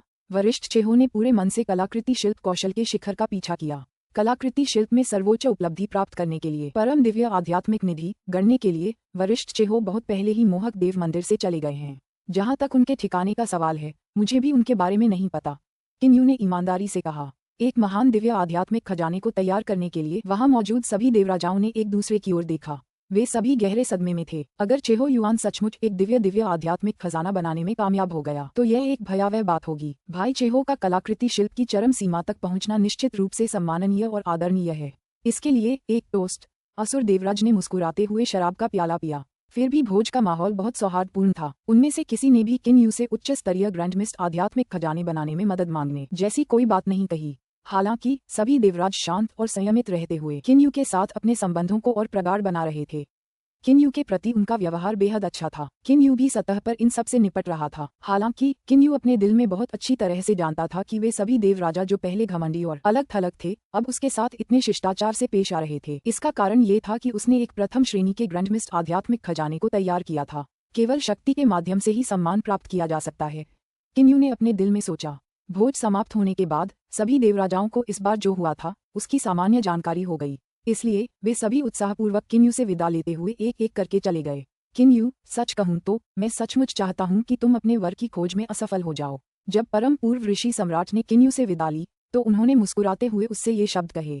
किन यू केवल कड़वी मुस्कान दे सका। वह पहले ही यह अनुमान लगाने में सफल हो गया था कि परम पूर्व ऋषि सम्राट के निम्नलिखित शब्द क्या हैं। अगर तुम फेल हो गए तो बहुत मुमकिन है कि तुम मेरे दामाद बन जाओ। हालांकि अभी जो दिख रहा है उससे तुम्हारे फेल होने की संभावना बहुत कम है। मुझे उस जियांग फैन से सचमुच जलन हो रही है। देखो वो कितनी खुशी से हंस रहा है। हुआंगफू यू ने जियांग फैन की ओर इशारा किया जो पास ही खड़ा था। किन यू केवल मुस्कुरा सकता था। महामहिम ऋषि सम्राट, अगर मैं सुदूर उत्तरी क्षेत्र के तैरते हिमनगर का दामाद भी बन जाऊं तो भी मैं माउंट डेजलिंग गोल्ड के धुंधले रहस्यमय महल का राजमहलाध्यक्ष हूँ। अगर भविष्य में महाराज को किसी चीज में मेरी मदद की जरूरत पड़े तो मैं, किन यू, बिल्कुल मना नहीं करूंगी। किन यू ने तुरंत कहा। परम पूर्व ऋषि सम्राट ने हल्के से सिर हिलाया। तुम्हारे इन शब्दों से मुझे पूरी तरह से तसल्ली हो गई है। तो फिर मैं वापस जा रहा हूँ। चलो परम उत्तर ऋषि सम्राट के महल में फिर मिलते हैं। सबसे उत्तरी ऋषि सम्राट का महल। किन यू ने अपने दिल में समझ लिया था कि अगली बार जब वे मिलेंगे तो तीसरे चुने गए उम्मीदवार के लिए फैसले की तारीख होगी। मैंने पहले ही तीसरे चुने हुए उम्मीदवार का स्थान प्राप्त कर लिया है। किन यू ने मन ही मन सोचा। अगर वह एक बेहतरीन ग्रैंडमिस्ट स्पिरिचुअल ट्रेजर के साथ नहीं जीतता तो यह वाकई अजीब होगा। इसके अलावा उपस्थित देवराजों में से कौन किन यू के साथ बेहतर संबंध नहीं चाहता था। ये संभव था कि पिछले न्याय में झोउ जियान की मदद करने वाले कई देवराजा अब अपने फैसलों पर पछता रहे थे। आखिर थंडर पनिशमेंट सिटी से मिलने वाले लाभ एक शिल्पकार देव की सहायता के सामने कैसे टिक सकते थे, और यदि वे किसी शिल्पकार भगवान को अपमानित करते हैं तो उस मनमुटाव को दूर करने के लिए कितने प्रयास की आवश्यकता होगी। एक शिल्पकार भगवान का दुश्मन बनना, केवल वे लोग ही शिल्पकार भगवान के दुश्मन बनेंगे जिनके दिमाग में समस्या है। तीसरे चुने गए उम्मीदवार के स्थान का फैसला आने में अभी काफी समय है। इस दौरान मैं जाकर कुछ कीमती सामग्री इकट्ठा करूंगा और ग्रैंडमिस्ट आध्यात्मिक ऊर्जा से कुछ और ग्रैंडमिस्ट आध्यात्मिक खजाने गढ़ूंगा। किन यू ने यह निर्णय एक पल में ले लिया था। TLIT ने स्पष्ट रूप से कहा था कि रक्त दानव राजा सम्राट अब रक्त दानव रानी है, इसलिए मैं वापस जाकर बाकी सब उसी के अनुसार बदल दूंगा। मैंने पहले अध्याय को छोड़ दिया था जहां वह रक्त दानव राजा के रूप में दिखाई देती है क्योंकि किन यू शुरुआत में उसके लिंग को लेकर भ्रमित थी। अध्याय 600, पुस्तक 16 खंड 16, विवाह। अध्याय 61, तीसरा चुना हुआ उम्मीदवार स्थान। और रॉबिन। नए शिल्पकार देवता के जन्म की खबर हवा की तरह पूरे दिव्यलोक में फैल गई। इस नए शिल्पकार देवता किन यू ने भोज समाप्त होने के उसी दिन शाम को अपने नए ब्रह्मांड में प्रवेश किया ताकि और अधिक ग्रैंडमिस्ट आध्यात्मिक खजाने गणना शुरू कर सकें। ये ग्रैंडमिस्ट आध्यात्मिक खजाने ऐसी चीजें थीं जिनके बारे में वह किसी को नहीं बताते थे। आखिरकार अगर वह बहुत सारे ग्रैंडमिस्ट आध्यात्मिक खजाने निकाल लेगा तो उसके लिए ये समझाना बहुत मुश्किल हो जाएगा कि उसके पास इतने सारे ग्रैंडमिस्ट आध्यात्मिक खजाने क्यों हैं। जैसा कि कहावत है, ज्यादा खजाने कम दबाव, इसलिए उसके पास जितने ज्यादा ग्रैंडमिस्ट आध्यात्मिक खजाने होंगे उतना ही अच्छा होगा। थंडर पनिशमेंट सिटी में दो महागुरु कलाकृति शिल्पी ओ येजी और डुआनमू फैंग कई वर्षों से अपनी कलाकृतियां बड़ी मेहनत से गढ़ रहे थे। उनके प्रयासों की सफलता भी सामने आ गई थी। ओ येजी की हालत बहुत अच्छी थी। वह वास्तव में एक दूसरे दर्जे का ग्रैंडमिस्ट आध्यात्मिक खजाना गढ़ने में कामयाब रहा। जहां तक डुआनमू फैंग की बात है, उसने सारी सामग्री और ग्रैंडमिस्ट आध्यात्मिक ऊर्जा व्यर्थ में बर्बाद करते हुए एक तीसरे दर्जे का ग्रैंडमिस्ट आध्यात्मिक खजाना गढ़ने में कामयाबी हासिल की। ओ येजी, डुआनमू, तुम दोनों शिल्पकला बंद कर सकते हो। झोउ हुओ मुस्कुराया और दोनों ग्रैंडमास्टर कलाकृति कारीगरों से कहा। ओ येजी और डुआनमू फैंग ने एक दूसरे की तरफ देखा। दोनों ही उलझन में थे। उस समय की उनकी योजना के अनुसार झोउ हुओ ने 4 ग्रैंडमिस्ट आध्यात्मिक खजाने बनाने के लिए पर्याप्त सामग्री तैयार कर ली थी और दोनों ग्रैंडमास्टर कलाकृतियों के कारीगरों को 2 ग्रैंडमिस्ट आध्यात्मिक खजाने बनाने थे, लेकिन अब तक उनमें से प्रत्येक ने केवल एक ही ग्रैंडमिस्ट आध्यात्मिक खजाना बनाया था। उलझन में ओ येजी ने पूछा, महाराज, हाँ, बेहतर होगा कि मैं तुम दोनों को बता दूं। जिस दौरान तुम दोनों शिल्पकला कर रहे थे उसी दौरान दिव्य लोक में एक और प्रथम श्रेणी के ग्रैंडमिस्ट आध्यात्मिक खजाने का जन्म हुआ है। हालांकि झोउ हुओ मुस्कुरा रहा था, लेकिन उसका रंग रूप उतना अच्छा नहीं था। प्रथम श्रेणी का ग्रैंडमिस्ट आध्यात्मिक खजाना जन्मा? क्या इसे दुनिया ने जन्म दिया या किसी ने गढ़ा?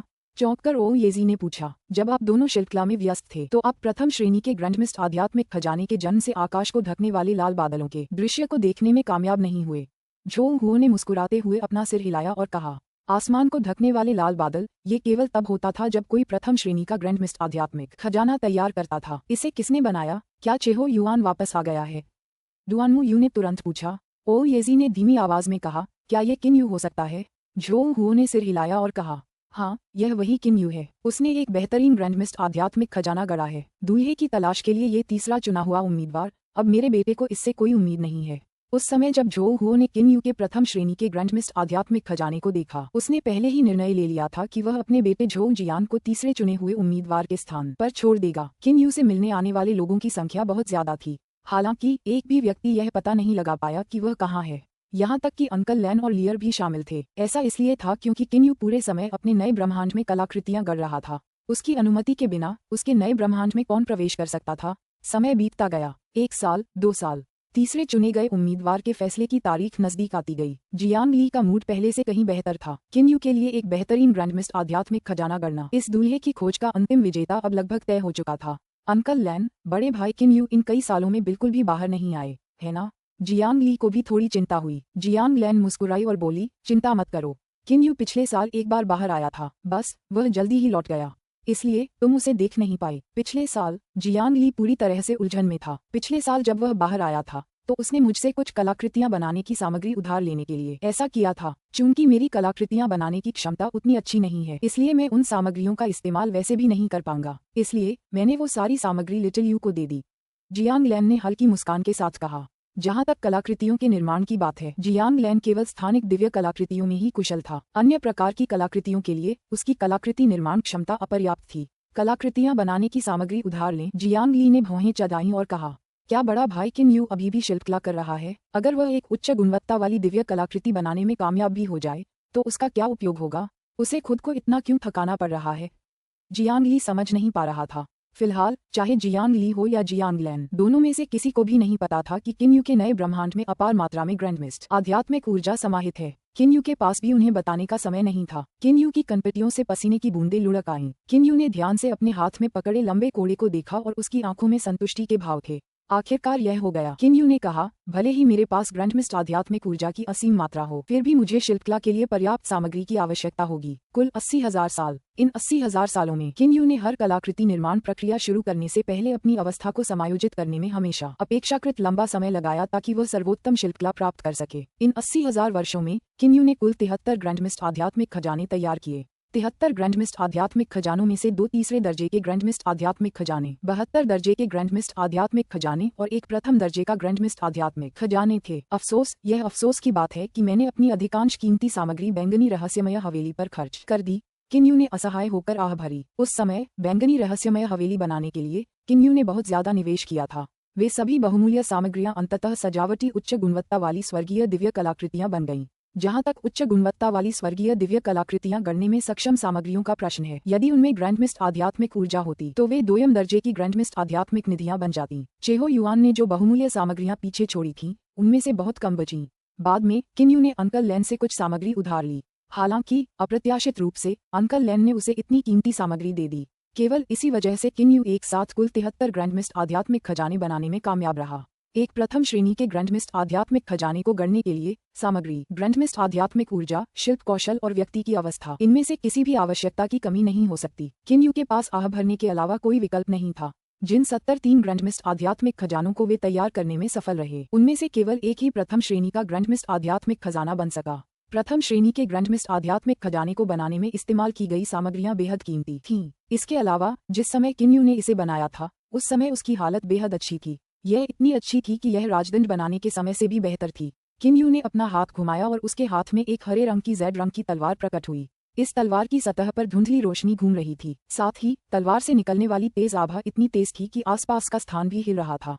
फिलहाल मैं इस तलवार वाटर स्प्लिटर को नए ब्रह्मांड के अंदर रख दूंगा। किन यू के इरादे से ये प्रथम श्रेणी का ग्रैंडमिस्ट आध्यात्मिक खजाना मोहक भगवान मंदिर में प्रवेश कर गया। किन यू ने इस अस्त्र को अपने साथ दिव्य लोक में ले जाने की हिम्मत नहीं की, क्योंकि उसे डर था कि इससे आकाश फिर से लाल बादलों से ढक जाएगा। अगर ऐसा हुआ तो उन देवराजों की क्या प्रतिक्रिया होगी, किन यू इसकी कल्पना भी नहीं कर सकता था। उसके लिए यही बेहतर था कि वह ज्यादा परेशानियां न पैदा करे।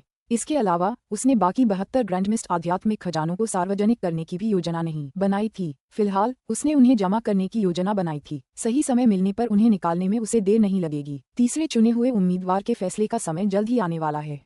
मुझे बाहर जाना चाहिए। किन यू नए ब्रह्मांड से गायब हो गया। जब किन यू दिव्य लोक में वापस लौटी तो जियांग ली बेहद खुश हुई और पूरे समय किन यू के साथ ही रही। इस तरह किन यू भी लकड़ी के महल में ही रहने लगी। हो फी और हे यू भी अक्सर लकड़ी के महल में टहलने आते थे। छोटी यू, कल तीसरे चुने हुए उम्मीदवार के फैसले की तारीख है। क्या तुमने अपना खजाना तैयार कर लिया है? जियांग लैन ने किन यू की ओर देखा। वह जानता था कि किन यू ने एक बेहतरीन ग्रैंडमिस्ट आध्यात्मिक खजाना तैयार किया है। हालांकि ये बताना अभी भी बहुत कठिन था कि क्या किन यू उस प्रथम श्रेणी के ग्रैंडमिस्ट आध्यात्मिक खजाने को उपहार के रूप में उपयोग करेगा या नहीं। आखिरकार यह एक प्रथम श्रेणी का ग्रैंडमिस्ट आध्यात्मिक खजाना था। पहले चुने गए उम्मीदवार के लिए प्रतियोगिता के दौरान किन यू पहले ही एक प्रथम श्रेणी का ग्रैंडमिस्ट आध्यात्मिक खजाना दे चुका था। तो क्या वह वास्तव में एक और देगा? ये तीसरा चुना हुआ उम्मीदवार स्थान निश्चित रूप से मेरा है। किन यू ने अपना हाथ घुमाया और वह राजदंड निकाला। इस प्रथम श्रेणी के ग्रैंडमिस्ट आध्यात्मिक खजाने 10,000 विलो के साथ झो जियान क्या निकाल सकता है? किन यू के दिल में ग्रैंडमिस्ट आध्यात्मिक खजाने सिर्फ सांसारिक संपत्ति थे। ली एयर के लिए वह कौन सी चीज छोड़ने को तैयार नहीं हो सकता था। जियांग लैन ने संतुष्टि में सिर हिलाया। दूसरे दिन परम उत्तर ऋषि सम्राट का महल पहले की तरह ही चहल पहल से भरा था। दिव्य लोक के 13 देवराजा महल के हॉल में मंच पर एकत्रित थे। नीचे विभिन्न दिव्य देवता भी आपस में चर्चा कर रहे थे। लोग अक्सर किन यू के पास जाकर उससे बातचीत करने की कोशिश भी करते थे। किन यू पूरी तरह से ऋषि सम्राट के महल का मुख्य केंद्र बन गया था। भाई किन यू, मैंने सुना है कि आपने एक बेहतरीन ग्रैंडमिस्ट आध्यात्मिक खजाना गढ़ा है। काबिले तारीफ, सचमुच काबिले तारीफ। किन यू के बगल में खड़े झो जियान ने चेहरे पर मुस्कान लिए किन यू से कहा। हालांकि उसकी नजरों में गहरी नफरत थी। किन यू स्वाभाविक रूप से झो जियान की वर्तमान मनोदशा का अनुमान लगाने में सक्षम थी। हाँ, ये तो बस किस्मत की बात है। भाई झो जियान, पिछली बार आपको पूरा यकीन था कि आप इस तीसरे चुने हुए उम्मीदवार की जगह पालेंगे। इस बार आपने जो उपहार तैयार किया है वह कैसा है? किन यू ने मुस्कुराते हुए पूछा। झो जियान की अभिव्यक्ति सुस्त हो गई। हाँ, झो जियान ने जोर से हंसते हुए कहा, मेरा तोहफा चाहे कितना भी अच्छा क्यों न हो, भाई किन यू के तोहफे के आगे वह कुछ भी नहीं होगा। झो जियान अपने दिल में अच्छी तरह से जानता था कि पिछली बार वह इसलिए जीत पाया था क्योंकि उसके शाही पिता ने उसे छाया में सहायता की थी और अन्य ऋषि सम्राटों ने उसका समर्थन किया था। हालांकि एक न्यायाधीश पूर्वाग्रह से ग्रस्त हो सकता है और किसी उम्मीदवार का समर्थन कर सकता है, लेकिन वह ऐसा बहुत स्पष्ट रूप से नहीं कर सकता। उदाहरण के लिए, यदि किन यू को प्रथम श्रेणी का ग्रैंडमिस्ट आध्यात्मिक खजाना चुनना हो जबकि झो जियान केवल द्वितीय श्रेणी का ग्रैंडमिस्ट आध्यात्मिक खजाना प्रस्तुत करे, तो चाहे निर्णायक कितने भी पूर्वाग्रही क्यों न हो, वे फिर भी यह नहीं कह सकते थे कि द्वितीय श्रेणी का ग्रैंडमिस्ट आध्यात्मिक खजाना प्रथम श्रेणी के ग्रैंडमिस्ट आध्यात्मिक खजाने से बेहतर था। इस प्रकार यदि अंतर बहुत अधिक हो तो यदि वे उसकी मदद करना भी चाहें तो वे ऐसा करने में असमर्थ होंगे। और तो और किन यू की वर्तमान स्थिति में भी बहुत बड़ा बदलाव आ गया था। वह पहले से ही नया शिल्पकार देवता था। वे सभी ऋषि सम्राट इस बात पर पछता रहे थे कि उन्होंने झो जियान की मदद की और किन यू को नाराज किया। इसलिए क्या वे आज ही जल्द से जल्द किन यू का समर्थन नहीं करना चाहेंगे? ऐसे में वे झो जियान का समर्थन कैसे कर सकते थे? भले ही किन यू और झो जियान दोनों ने दूसरे दर्जे का ग्रैंडमिस्ट आध्यात्मिक खजाना प्रस्तुत किया हो और भले ही किन यू द्वारा प्रस्तुत किया गया खजाना झो जियान द्वारा प्रस्तुत खजाने से निम्नतर हो, तब भी संभवतः सभी ऋषि सम्राट किन यू का समर्थन करेंगे। सब लोग परम उत्तर ऋषि सम्राट जियांग फान खड़े हो गए। उनके चेहरे पर मुस्कान थी। उन्होंने स्पष्ट स्वर में कहा, आज तीसरे चुने हुए उम्मीदवार के लिए निर्णायक मंडल की तारीख है। राज्य द्वारा स्थापित नियमों के अनुसार आज के उपहार से यह परखा जाएगा कि किसका उपहार ज्यादा कीमती है। हाँ, आज का निर्णय पिछली बार से कहीं ज्यादा आसान है। जियांग लैन ने नीचे खड़े लोगों को देखा। जब उसने किन यू को देखा तो वह थोड़ा रुका और उसे देखकर मुस्कुराया भी।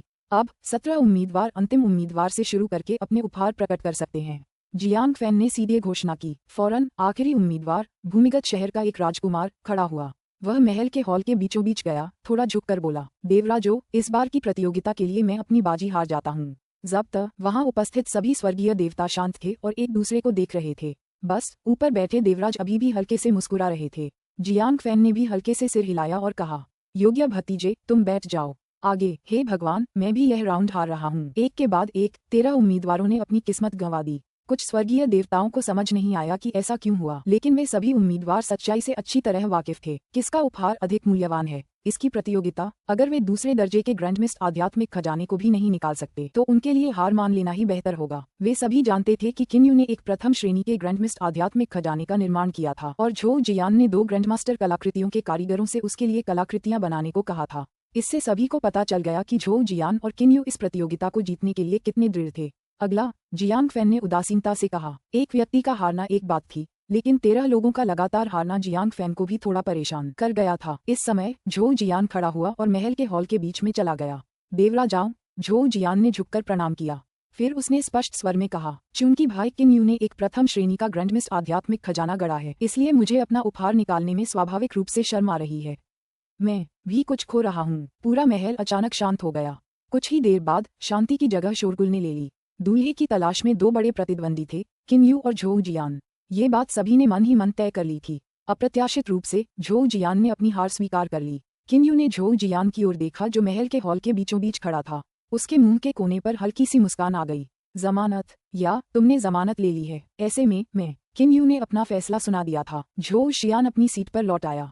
उसने बगल में बैठे किन यू को देखकर हल्के से मुस्कुराया। भाई किन यू, अब तुम्हारी बारी है। अगला। जियांग फैन की नजर किन यू पर गई। वहां उपस्थित सभी लोग, यहाँ तक कि ऊपर मंच पर बैठे देवराजा भी किन यू की ओर देख रहे थे। हर एक देवराजा के चेहरे पर मुस्कान थी। किन यू के प्रति उनका विनम्र व्यवहार ऐसा था जिसे नीचे बैठे सभी स्वर्गीय देवता महसूस कर सकते थे।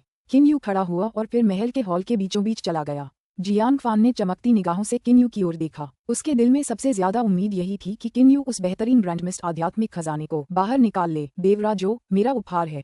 किन यू ने अपना दाहिना हाथ बढ़ाया।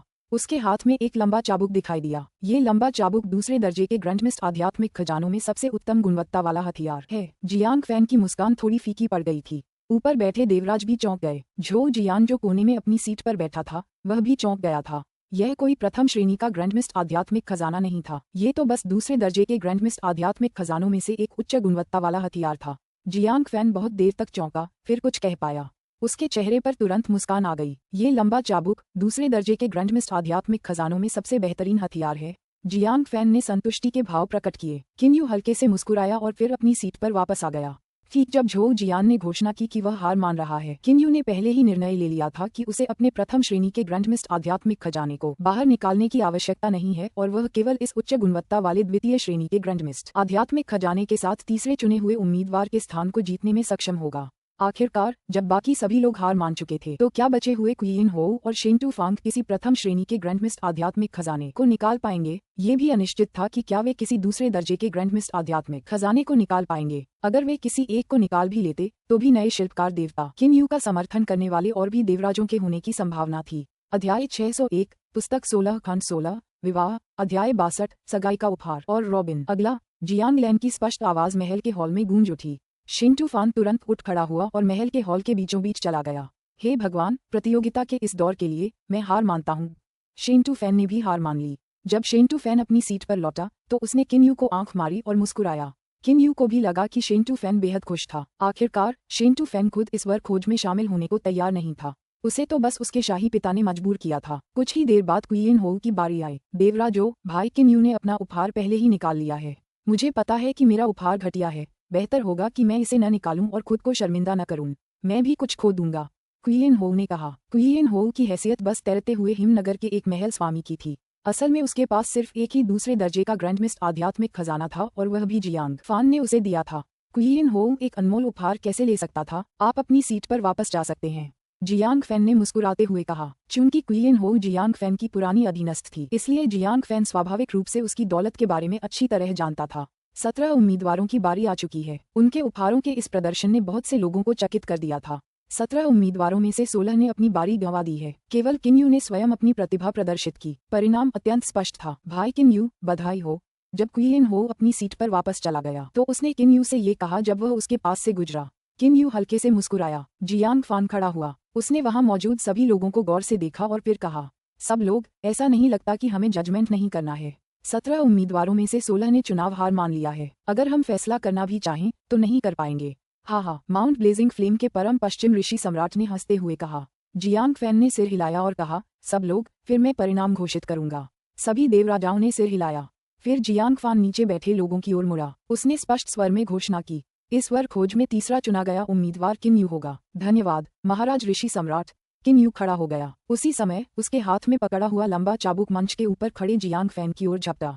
चूंकि उसने चुना हुआ उम्मीदवार स्थान प्राप्त कर लिया था, इसलिए ये खजाना अब जियांग फैन का था। जियांग फैन ने एक हाथ से लंबा चाबुक पकड़ा और आगे बोला, वर खोज के लिए 3 चुने हुए उम्मीदवार स्थान तय हो गए हैं। उनमें से किन यू को 2 और झोउ जियान को 1 स्थान मिला है। इस प्रकार उन दोनों में से एक व्यक्ति मेरा दामाद बनेगा। आप दोनों अपनी सगाई के उपहार वाली सूची क्रमशः ऋषि सम्राट के महल में पहुंचा दें। मैं सगाई के उपहार और इस वर खोज में आप दोनों के प्रदर्शन के आधार पर यह तय करूंगा कि अंतिम विजेता कौन होगा। विजेता का निर्धारण होने के बाद विजेता को सूची के अनुसार सगाई का उपहार देना होगा। हारने वाले को सगाई का उपहार देने की जरूरत नहीं है, जियांग फैन ने मुस्कुराते हुए कहा। जियांग फान को अभी भी ज्यादा लालची नहीं माना जा सकता। वह तो बस सगाई में दिए जाने वाले उपहारों की सूची देखना चाहता था और उसने सगाई के उपहारों की सीधे मांग करने के लिए नहीं कहा था। कल तुम दोनों सगाई के उपहारों की सूची लेकर आओगे। 10 दिन बाद मैं इस ऋषि सम्राट के महल में आधिकारिक तौर पर घोषणा करूंगी कि मेरा दामाद और लियर का पति कौन बनेगा। जियांग फान का चेहरा मुस्कान से भर गया। नीचे किम यू और झोउ जियान ने एक दूसरे को देखा। 10 दिन, बस 10 दिन बाकी हैं। किम यू ने मन ही मन धीमी आवाज में कहा। 10 दिनों में वह आधिकारिक तौर पर और खुलेआम जियांग ली से शादी कर सकेगा। उसके बाद सब लोग आपस में खूब मजे से शराब पीने और बातें करने लगे। भोज समाप्त होने के बाद ही किम यू किसी तरह खुद को सब लोगों से अलग कर पाया। फिर वह परम उत्तर ऋषि सम्राट के महल से बाहर चला गया। शाही शहर के द्वार पर किम यू। इस बार झोउ जियान किम यू से पहले ही परम उत्तरी ऋषि सम्राट के महल से निकल गया था। वह शहर के द्वार पर चुपचाप किम यू का इंतजार कर रहा था। अब ये झोउ जियान क्या चाहता है? किम यू ने मुस्कुराते हुए झोउ जियान की ओर देखा। भाई झोउ जियान, मैंने देखा कि तुम ऋषि सम्राट के महल से जल्दी निकल गए, तो तुम असल में यहीं मेरा इंतजार कर रहे थे। क्या कोई जरूरी काम है जिसके लिए तुम्हें मेरी जरूरत हो? नहीं, मेरे पास कोई जरूरी काम नहीं है, मैं तो बस आपको बधाई देना चाहता था, झोउ जियान ने मुस्कुराते हुए कहा। फिर उसने पूछा, भाई किम यू, आपकी सगाई का तोहफा क्या हो सकता है?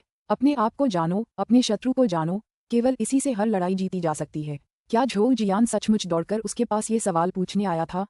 किम यू हल्के से मुस्कुराई और बोली, इस समय मैं अभी भी इस बात को लेकर अनिश्चित हूँ कि मेरी सगाई का उपहार क्या होगा। भाई झोउ जियान, आपकी सगाई का उपहार क्या होगा? इस बारे में मुझे अभी वापस लौटकर अपने शाही पिता से बात करनी है। झोउ जियान ने भी कुछ नहीं बताया। किम यू ने मन ही मन उपहास किया। ये सगाई का तोहफा तो निश्चित रूप से कुछ ऐसा था जो उन्होंने बहुत पहले ही तय कर लिया था। आखिरकार उन दोनों को कल सगाई के तोहफे की सूची भेजनी ही थी। हालांकि झोउ जियान ने वास्तव में अपने पिता से बात करने के लिए वापस जाने का जवाब दिया। ये स्पष्ट रूप से एक बहाना था। ऐसी स्थिति में भाई झोउ जियान को वापस आकर इस मामले पर ध्यानपूर्वक चर्चा करनी चाहिए। मैं भी विदा लेता हूँ। किम यू तुरंत मुड़ा और सीधा चला गया। किम यू की बदतमीजी देखकर झोउ जियान के चेहरे की मांसपेशियां फड़कने लगीं। फिर वह भी व्यंग करता हुआ अपने सेवकों के साथ चला गया। बहते बादल हवेली में लौटने के बाद किम यू, हो फी और हे यू एक साथ इकट्ठे हुए। बड़े भाई, क्या आपकी सगाई का उपहार सचमुच लाखों निम्न गुणवत्ता वाली स्वर्गीय दिव्य कलाकृतियां होंगी? क्या ये थोड़ा ज्यादा डरावना नहीं है? मुझे लगता है कि अगर आपने ये लिख भी लिया तो भी परम उत्तरी ऋषि सम्राट आप पर विश्वास नहीं करेंगे।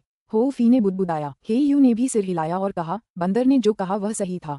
यह निश्चित नहीं है कि परम उत्तर ऋषि सम्राट यह मानेंगे कि आपके पास 10 लाख निम्न गुणवत्ता वाली दिव्य कलाकृतियां हैं। किम यू मुस्कुराया। 1 लाख निम्न गुणवत्ता वाली स्वर्गीय दिव्य कलाकृतियां। यदि वह वास्तव में इसे अपने सगाई उपहार के रूप में लिखता तो परम उत्तर ऋषि सम्राट निश्चित रूप से चिंतित होते और पूरी तरह से उस पर विश्वास करने में असमर्थ होते। आखिरकार दिव्य क्षेत्र की सभी बहुमूल्य सामग्रियों को मिलाकर भी वे लाखों निम्न गुणवत्ता वाली स्वर्गीय दिव्य कलाकृतियां बनाने के लिए पर्याप्त नहीं होंगी। हालांकि परम उत्तर ऋषि सम्राट और उनके साथियों को यह नहीं पता था कि एक निम्न गुणवत्ता वाली स्वर्गीय दिव्य कलाकृति को बनाने के लिए उन्हें केवल कुछ साधारण सामग्रियों की ही आवश्यकता होगी।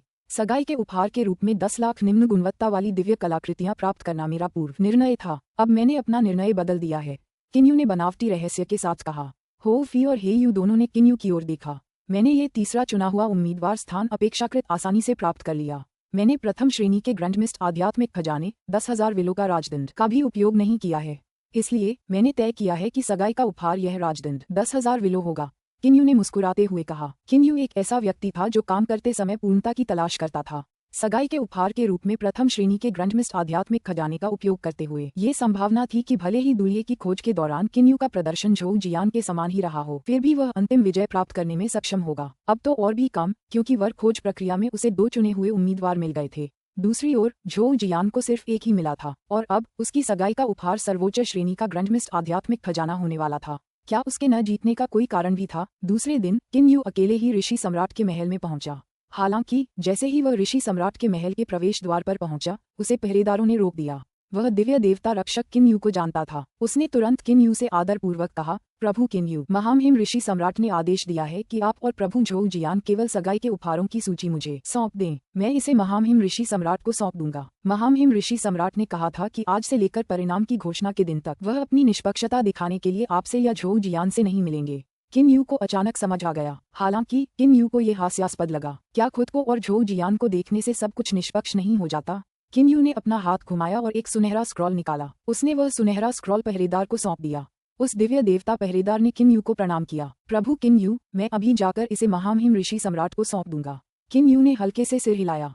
फिर वह ऋषि सम्राट के महल के प्रवेश द्वार के बाहर खड़ा रहा और अपनी स्थानिक ऊर्जा को फैलाना शुरू कर दिया।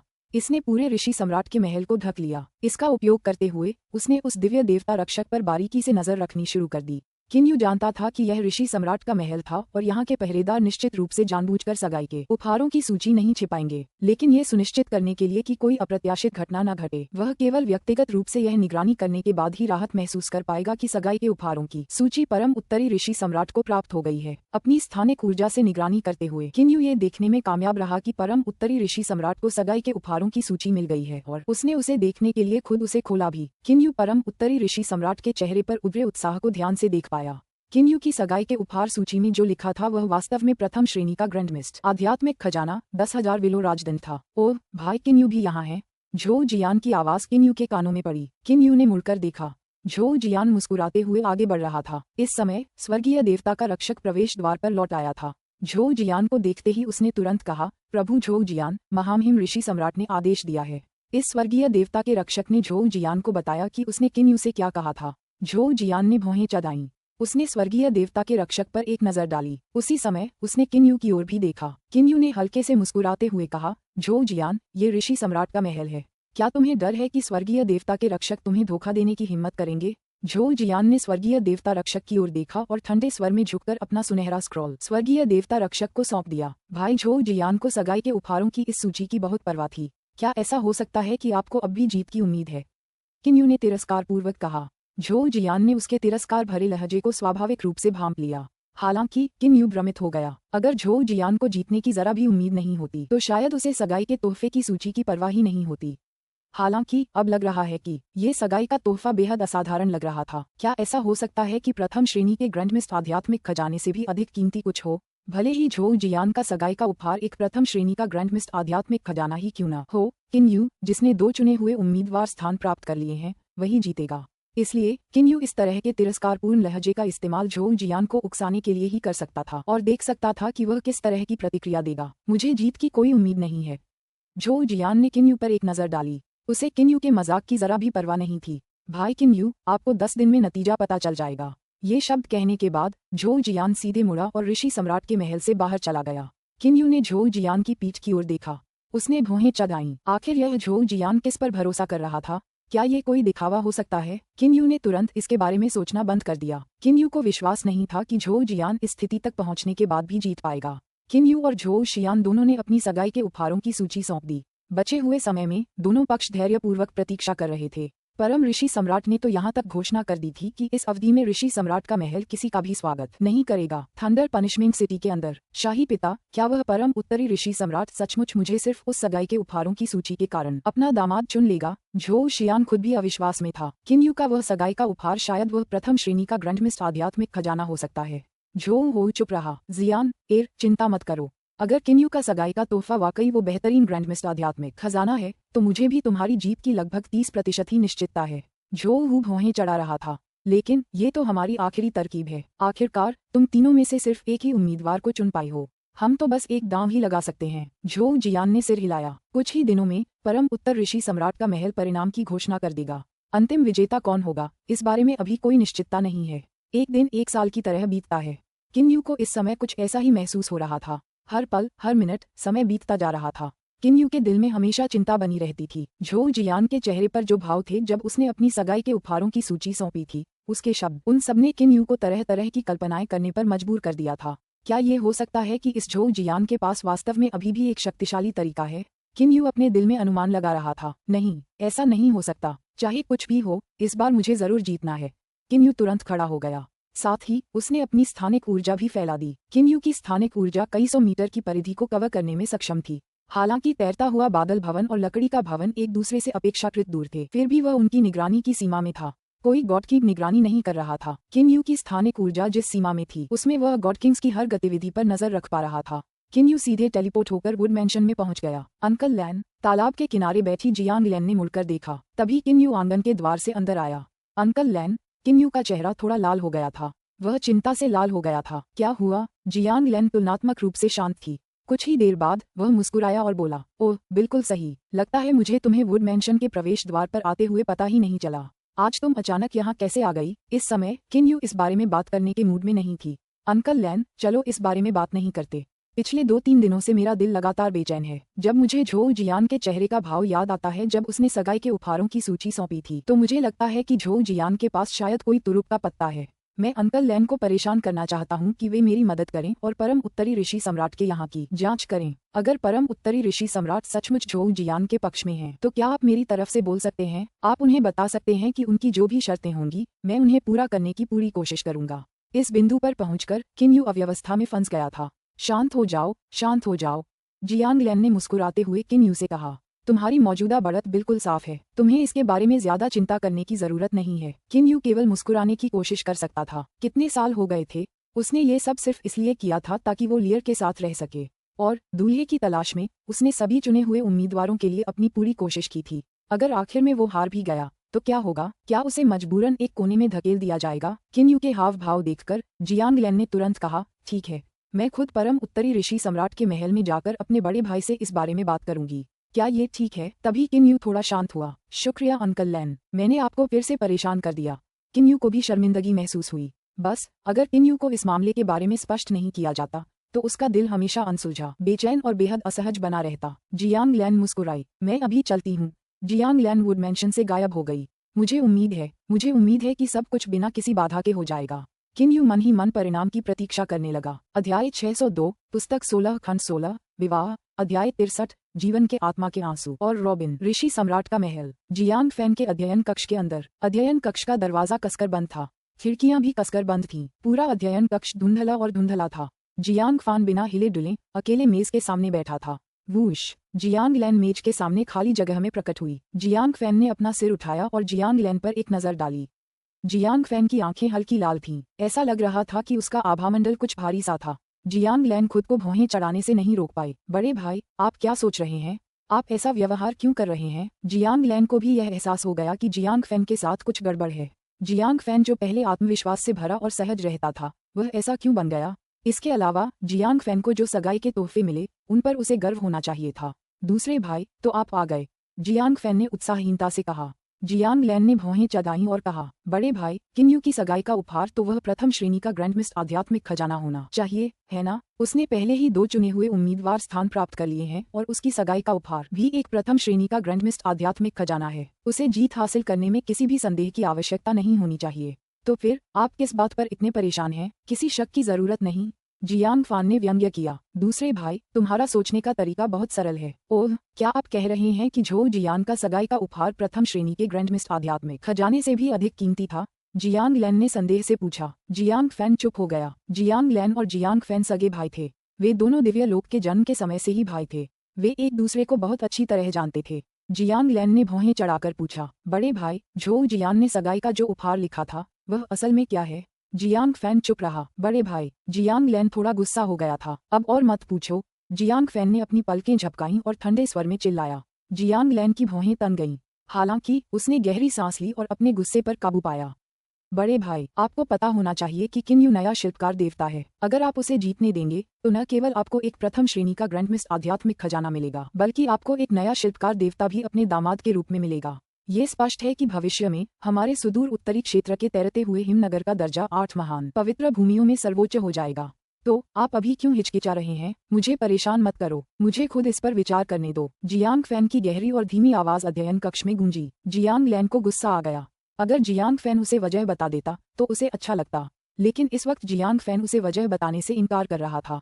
बाहर निकलो। जियांग फैन ने अचानक अपना हाथ उठाया और जियांग लैन को ठंडी निगाहों से देखा। जियांग लैन ने अपने दिल में भरे गुस्से को जोर से दबा लिया। उसने ठंडे स्वर में हुंकार भरी और फिर टेलीपोर्टेशन के जरिए ऋषि सम्राट के महल से बाहर निकल गया। जियांग लैन जियांग फैन के खिलाफ सीधे तौर पर दुश्मनी मोल नहीं लेना चाहती थी, क्योंकि आखिरकार दूल्हे की तलाश में विजेता कौन होगा ये तय करने वाला तो जियांग फैन ही था। लकड़ी हवेली के अंदर किन यू पूरे समय चुपचाप जियांग लैन का इंतजार कर रहा था। उसने जियांग ली से मिलने की जहमत भी नहीं उठाई, बल्कि वह तालाब के किनारे अकेला बैठा जियांग लैन के लौटने का इंतजार कर रहा था। कुछ ही देर बाद जियांग लैन वापस आ गई। अंकल लैन। जियांग लैन की अभिव्यक्ति देखकर किन यू का दिल हिंसक रूप से धड़कने लगा। हालत खराब हो गई। जियांग लैन ने धीरे से सांस छोड़ी। उसके चेहरे के भाव धीरे धीरे सामान्य हुए। उसने किन यू की ओर देखा और आह भरी। छोटी यू, हालात बिल्कुल वैसे ही हैं जैसे तुमने सोचे थे।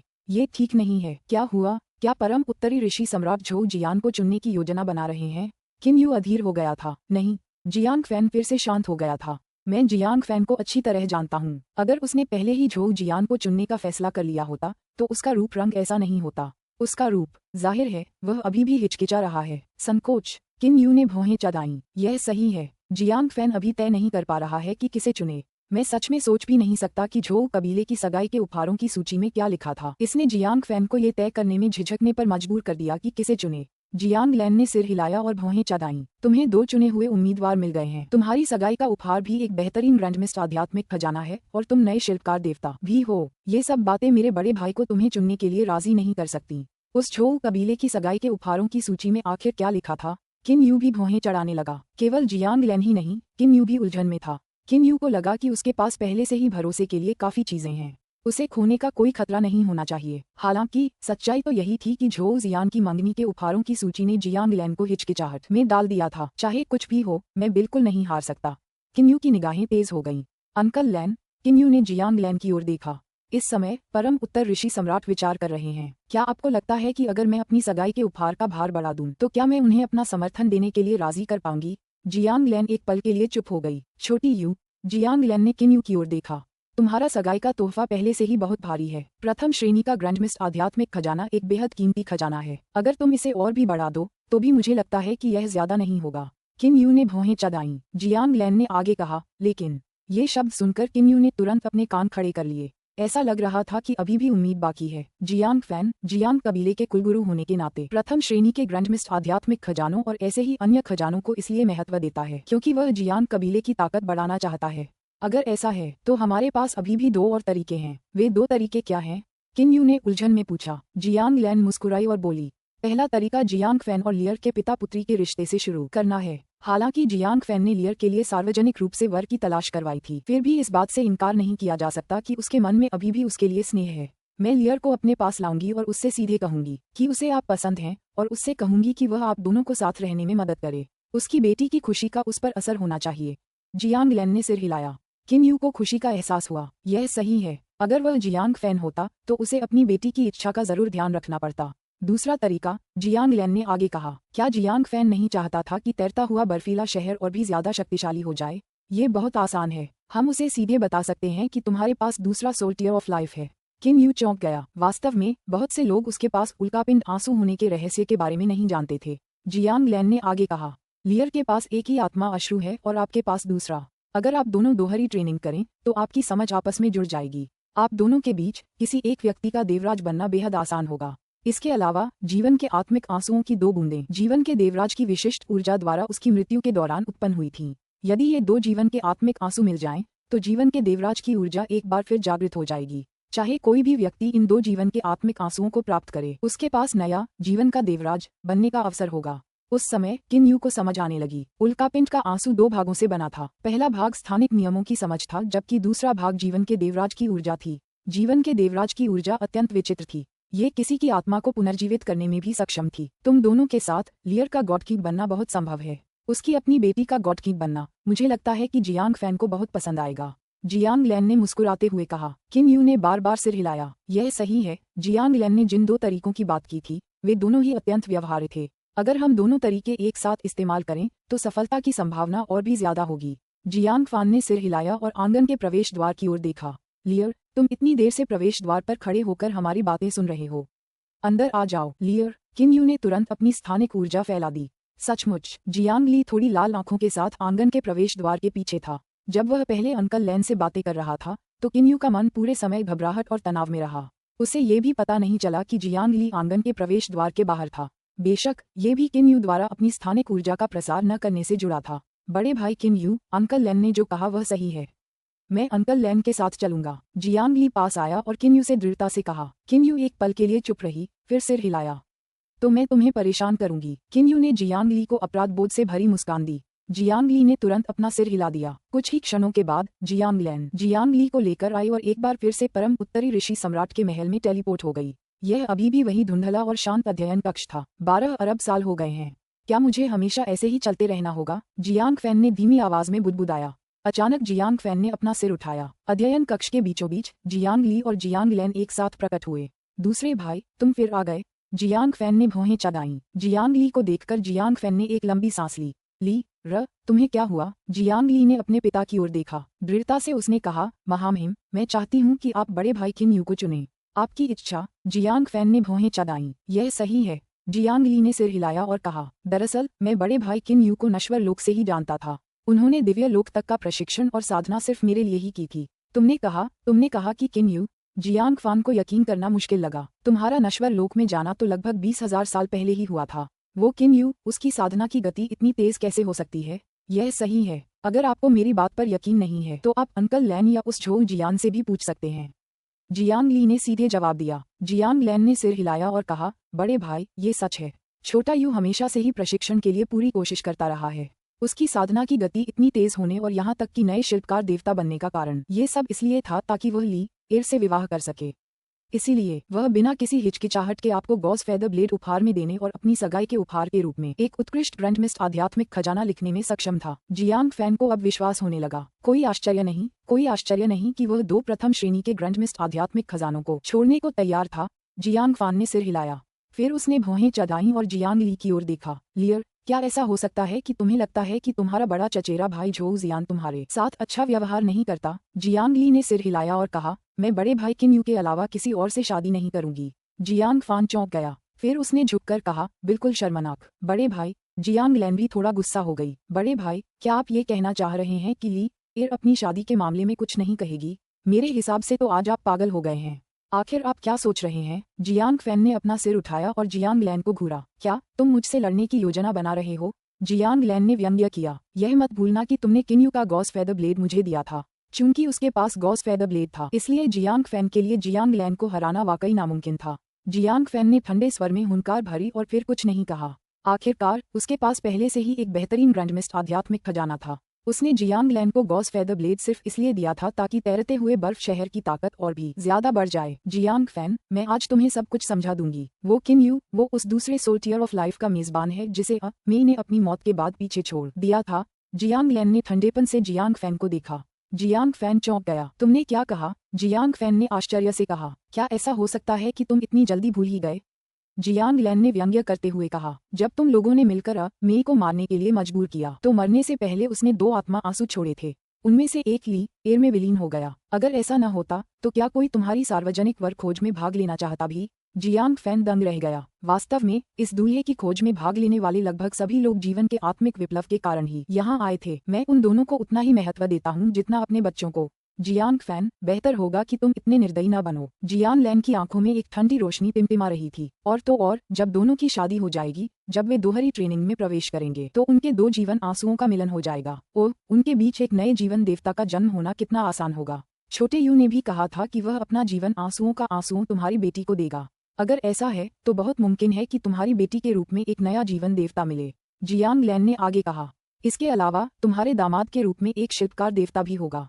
किन यू के यहाँ होने से इसमें कोई संदेह नहीं कि उत्तरी क्षेत्र का तैरता हुआ हिमनगर दिव्य क्षेत्र की 8 महान पवित्र भूमियों में सबसे शक्तिशाली बन जाएगा। मैं अब तुमसे पूछना चाहती हूँ, आखिर तुम अब भी किस बात से हिचकिचा रहे हो? जियांग लैन ने जियांग फैन को घूरा। जियांग फैन की गहरी सांसों की आवाज अध्ययन कक्ष में गूंज रही थी। दूसरे भाई, मुझे शांत होने दो। ठीक है। जियांग फैन थोड़ा समझाने पर राजी होने लगा। जियांग लैन ने मन ही मन राहत की सांस ली। शुरुआत में जियांग फैन के रवैये ने भी जियांग लैन को असहज महसूस कराया था। उसके रवैये से पता चल रहा था कि वह कुछ हद तक झोंग जियान का समर्थन कर रहा था। हालांकि अब वह समझाने बुझाने के लिए तैयार हो गया था। पहले कही गई बातें जियांग फैन तक पहुंच गई होंगी। बड़े भाई, मैं चाहती हूं कि आप ऐसा कोई फैसला न लें जिससे सबको निराशा हो। आपको पता होना चाहिए कि मेई मेरे लिए क्या मायने रखती थी और ये दोनों बच्चे मेरे लिए क्या मायने रखते हैं। जियांग लैन ने अपने भाई से एक बार फिर आग्रह करने का फैसला किया। जियांग फान ने धीरे से सिर हिलाया। दूसरे भाई, मैं सब समझ गया।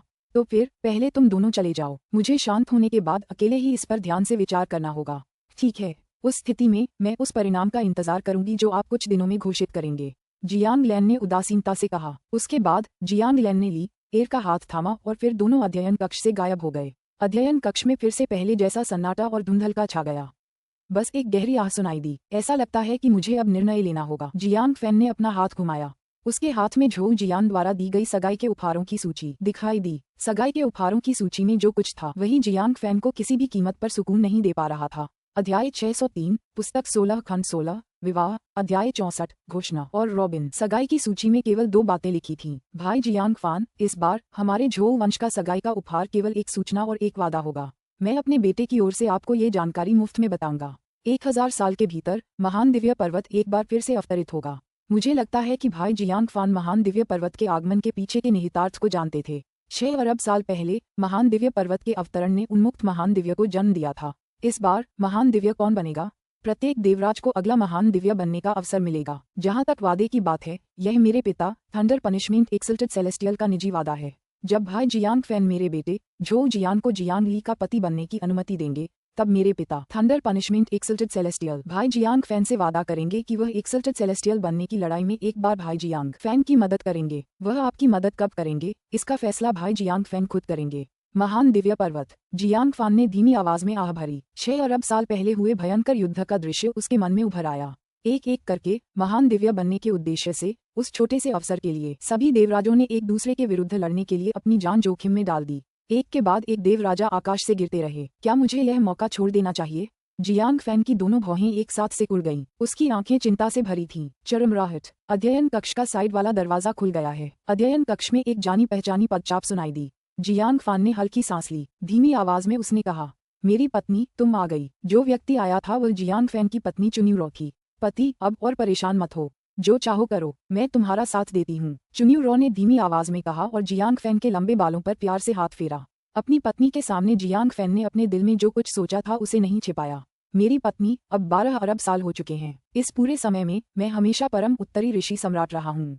हमेशा के लिए मैं परम उत्तरी ऋषि सम्राट रहूंगा। हालांकि मैं ऐसे दिनों से सचमुच तंग आ गया हूँ। मैं सचमुच एक परम दिव्य, सर्वोच्च और सर्वोपरि परम दिव्य बनना चाहता था। जियांग फान ने धीरे से कहा, ऋषि सम्राट का पद अत्यंत पूजनीय है। हालांकि जब कोई व्यक्ति शुरू से ही ऋषि सम्राट था और 12 अरब वर्षों तक ऐसा रहा था, तो वह सोचने लगता था कि ऋषि सम्राट की स्थिति कुछ खास नहीं थी। इसके बजाय वह और भी ऊंचे दर्जे की चाहत रखेगा। महान दिव्य। पिछली बार जब महान दिव्य पर्वत नीचे उतरा था, हालांकि मैंने कोशिश की थी, लेकिन अंतिम क्षण में जब तैरते पंख वाले महान दिव्य चुपचाप युद्ध में शामिल हो गए, तो हम सभी 8 महान ऋषि सम्राट हार गए थे। इसी से वास्तव में उन्मुक्त महान दिव्य का जन्म हुआ। जियांग फान ने अपना सिर हिलाया और हल्के से हंसा। महान दिव्य पर्वत फिर से नीचे उतरने वाला है। मैं सचमुच इसका बेसब्री से इंतजार कर रहा हूँ। चुन्यूरो ने मेज से एक सुनहरा स्क्रॉल उठाया। ये किन्यू द्वारा दी गई मंगनी के उपहारों की सूची थी। प्रथम श्रेणी के ग्रैंडमिस्ट आध्यात्मिक खजाने। ये किन्यू वास्तव में कोई साधारण चरित्र नहीं है, चुन्यूरो ने प्रशंसा में कहा। जियांग फान ने उस सुनहरे स्क्रॉल पर नजर डाली। उसने सिर हिलाया और हल्की मुस्कान के साथ कहा, अगर महान दिव्य पर्वत का आगमन न होता तो मैं किन्यू को अपना दामाद जरूर चुनता। लेकिन जियांग फान ने अपना सिर हिलाया। हालांकि एक प्रथम श्रेणी का ग्रैंडमिस्ट आध्यात्मिक खजाना अनमोल होता है, मेरे पास पहले से ही मेरा कुल रक्षा आध्यात्मिक खजाना है। कुल रक्षा आध्यात्मिक खजाना दिव्य क्षेत्र के जन्म के दौरान प्रकट हुआ था। इसके अलावा मेरे जियांग कुल के वंश से जुड़ने के बाद इसकी शक्ति और भी प्रबल हो गई। अगर मैं एक प्रथम श्रेणी का ग्रैंडमिस्ट आध्यात्मिक खजाना प्राप्त भी कर लेता, तो भी मैं उसे अपने दूसरे भाई या जियांग जिन को ही देता। मुझे इसे स्वयं प्राप्त करने की कोई आवश्यकता नहीं है। जियांग फैन को वास्तव में इसकी आवश्यकता नहीं थी। जब किन्यू ने गॉस फेदर ब्लेड उपहार में दिया था, तो जियांग फान ने उसे अपने दूसरे भाई जियांग लैन को दे दिया था। अगर उसे एक और ग्रैंडमिस्ट आध्यात्मिक खजाना भी मिल जाता, तो वह उसे तैरते हुए बर्फ शहर के तीसरे गॉड किंग को ही उपहार में देता। ये सब केवल फ्लोटिंग स्नो सिटी को और अधिक शक्तिशाली बनाने की अनुमति देगा और जियांग फैन पर इसका ज्यादा प्रभाव नहीं पड़ेगा। इतने सालों से मैं कबीले के लिए सब कुछ करता रहा हूँ, लेकिन अब मुझे अपने बारे में भी सोचना चाहिए। महान दिव्य, ओह, मैं भी एक बनने के लिए कितना तरस रहा हूँ। जियांग फान की आंखों में आशा और प्रशंसा की एक झलक थी। अति दिव्य, सर्वोच्च और अद्वितीय देवराज। देवराज के सामने देवराज भी कुछ नहीं थे, केवल देवराज ही सर्वोच्च और सर्वोच्च पद के अधिकारी थे। पति जी, मैं एक बात को लेकर चिंतित हूँ, चुन्यूरो ने धीमी आवाज में कहा। जियांग फैन ने मुड़कर अपनी पत्नी की तरफ देखा। उसे अपनी और अपनी पत्नी की भावनाओं और रिश्ते पर जरा भी शक नहीं था। उन दोनों की शादी को 10 अरब साल से भी ज्यादा हो गए थे। उनके रिश्ते की गहराई ऐसी थी कि उसे शब्दों में बयां नहीं किया जा सकता। इस वज्रदंड के देवता ने कहा था कि वह एक बार तुम्हारी मदद करेगा, लेकिन अगर तुम्हारी मदद करने के बाद वह दूसरों की भी मदद करने लगे, तो हम क्या करेंगे? चुन्यूरो ने चिंता से कहा। वह सचमुच अपने पति के लिए चिंतित थी। जियांग फैन ने थोड़ा भौहें चढ़ाईं। इस बारे में मुझे भी हमेशा से शंकाएं रही हैं। हालांकि पिछली बार जब महान दिव्य पर्वत नीचे उतरे थे, तो विभिन्न महान दिव्य देवता वहां नहीं रुके थे। केवल अंतिम क्षण में ही उस तैरते हुए पंखों वाले महान दिव्य देवता ने युद्ध का परिणाम बदल दिया और उन्मुक्त देवराज को अंतिम विजेता और महान दिव्य देवता बना दिया। जियांग फान की भौहें सिकुड़ गईं। बस, क्या इस बार महान दिव्य देवता कई बार कार्य करेंगे? चेन्यू राव चुपचाप जियांग फैन के साथ उसके बगल में था। जियांग फैन और चुन्यू रो चुपचाप एक दूसरे से बातें कर रहे थे। चुन्यू रो अच्छी तरह जानती थी कि जियांग फैन अपने मन में क्या सोच रहा है, इसलिए जब वे बातें करते थे तो दोनों बहुत खुलकर बातें कर पाते थे। लगभग आधे दिन के बाद जियांग फैन ने सिर उठाया और अध्ययन कक्ष के बीचों बीच देखा। अध्ययन कक्ष के बीचों बीच एक आदमी अचानक प्रकट हुआ। उत्तर पश्चिम ऋषि सम्राट झो हुओ, जीजाजी आप यहाँ क्यों आए हैं? चुन्यू रो ने धीमी आवाज में कहा। झो हू के चेहरे पर मुस्कान थी। उसने सीधे कहा, छोटी रो, मैं आज जियांग फैन को व्यक्तिगत रूप से सब कुछ समझाने आया हूँ। आखिरकार मैंने सगाई के उपहारों की सूची में लिखी बातों के बारे में संक्षेप में ही लिखा था। मुझे डर है कि भाई जियांग फैन को वहाँ लिखी स्थिति स्पष्ट नहीं होगी। जियांग फैन ने अपना सिर उठाया और झो हुओ की ओर देखा। झो हुओ, मुझे सचमुच कुछ उलझन हो रही है। मैं तुमसे पूछना चाहता हूँ, क्या महान दिव्य पर्वत के उतरने के बाद महान दिव्य देवता अपनी इच्छानुसार कार्य करने में सक्षम है? बिल्कुल नहीं, झो हू ने सीधे कहा। अगर वे अपनी मर्जी से काम कर सकते थे तो मेरे पिता ने पिछली बार ऐसा क्यों नहीं किया? जियांग फैन ने थोड़ा सिर हिलाया। उत्कृष्ट दिव्य बनने के अवसर के लिए आखिरी लड़ाई के दौरान थंडर पनिशमेंट उत्कृष्ट दिव्य ने कोई कार्रवाई नहीं की। जहाँ तक फ्लोटिंग फेदर्स उत्कृष्ट दिव्य की बात है, उसने केवल अंतिम क्षण में ही कार्रवाई की थी। क्या आप मुझे कारण बता सकते हैं? जियांग फैन ने पूछा। झो हू ने सिर हिलाया और कहा, भाई जियांग फैन, यह मामला भी कुछ ऐसा है जिसके बारे में मुझे हाल ही में पता चला है। मेरे पिता ने मुझे बताया था कि पिछली बार जब महान दिव्य पर्वत नीचे उतरे थे तो उन्होंने इसलिए कुछ नहीं किया था क्योंकि तैरते पंखों वाले महान दिव्य पर्वत ने उन्हें ऐसा करने से रोक दिया था। तैरते पंख, दिव्य? जियांग फैन थोड़ा स्तब्ध था। केवल इस तथ्य से कि floating feathers exalted celestial thunder punishment exalted celestial को रोक सकता था, ये दिखाया गया कि हालांकि वे दोनों एक्सिल्टेड सेलेस्टियल थे, लेकिन फिर भी उनके बीच स्थिति में एक बड़ा अंतर था। पिछली बार फ्लोटिंग फेदर्स एक्सिल्टेड सेलेस्टियल ने संतुलन प्राप्त करने के लिए एक आरोही देवराज को एक्सिल्टेड सेलेस्टियल बनने का अवसर दिया था, लेकिन इस बार फ्लोटिंग फेदर्स एक्सिल्टेड सेलेस्टियल ने मेरे पिता से कहा था कि इस बार वे कोई कार्रवाई नहीं करेंगे और मेरे पिता थंडर पनिशमेंट एक्सिल्टेड सेलेस्टियल को कार्रवाई करने का केवल एक ही अवसर मिलेगा। झो हुओ ने सीधे जियांग फैन की ओर देखा। जियांग फैन की आंखें चमक उठीं। थंडर पनिशमेंट एक्सिल्टेड सेलेस्टियल के पास वास्तव में कार्य करने का केवल एक ही अवसर था, और अब इस झो वंश ने वास्तव में उसे यह अवसर दिया। इस सगाई के उपहार ने वास्तव में जियांग फैन के दिल को झकझोर दिया था। भाई झो हुओ, क्या आपने जो कहा वह सच है? जियांग फैन खुद को दोबारा पूछने से रोक नहीं सका। तुम्हें अब भी डर है कि मैं झूठ बोलूंगा? झो हुओ हल्के से हंसा। भाई जियांग फैन को बस इस पर ध्यान से विचार करने की जरूरत है। अगर कोई अपनी ओर से किसी परम दिव्य व्यक्ति को कार्य करने के लिए तैयार कर सकता है तो परम दिव्य व्यक्ति बनने का अवसर पाने की लड़ाई उसके बस में होगी। जियांग फैन ने भी सिर हिलाया। वास्तव में अगर थंडर पनिशमेंट एक्सिल्टेड सेलेस्टियल ने एक बार अभिनय किया और जियांग फैन की मदद की तो इसका मतलब सिर्फ यही हो सकता है कि जियांग फैन के एक्सिल्टेड सेलेस्टियल बनने की 30% संभावना होगी। हालांकि अगर थंडर पनिशमेंट एक्सिल्टेड सेलेस्टियल एक दो बार और अभिनय कर पाता तो क्या इसका मतलब यह नहीं होता कि जो भी एक्सिल्टेड सेलेस्टियल होगा वह थंडर पनिशमेंट एक्सिल्टेड सेलेस्टियल पर निर्भर होगा? तैरते पंख वाले महान स्वर्गीय देवता ऐसी बात की अनुमति नहीं देंगे। झो हुओ हल्के से हंसा। ऐसी स्थिति में आप इस अवसर का उपयोग अपनी मदद के लिए क्यों नहीं कर रहे हैं? जियांग फैन ने झो हुओ की ओर देखा। झो हुओ हल्के से मुस्कुराया। जियांग फैन, मैं तुमसे अलग हूँ। हमारा झो कबीला इस समय सांसारिक मामलों से ऊपर है और उसके पीछे मेरे पिता थंडर पनिशमेंट एक्सिल्टेड सेलेस्टियल खड़े हैं। मैं इस तरह के शांतिपूर्ण जीवन का जितना चाहूँ उतना आनंद ले सकता हूँ। जहाँ तक एक्सिल्टेड सेलेस्टियल बनने की बात है, मुझे कोई असाधारण आशा नहीं है। इसके अलावा फ्लोटिंग फेदर्स एक्सिल्टेड सेलेस्टियल झो कबीला को 2 एक्सिल्टेड सेलेस्टियल नहीं रखने देंगे। जियांग फैन ने भी थोड़ा सिर हिलाया। 3 महान दिव्य पुरुषों में से जिसके पास निर्णय लेने की सच्ची शक्ति थी वह अभी भी फ्लोटिंग पंख वाला दिव्य पुरुष था। मैंने तुम्हें मेरे पिता के अभिनय का एकमात्र अवसर दिया है। भाई जियांग फैन, मेरा मानना है कि दूल्हे की तलाश के समय तुम्हें पता होना चाहिए कि तुम्हें किसे चुनना चाहिए, है ना?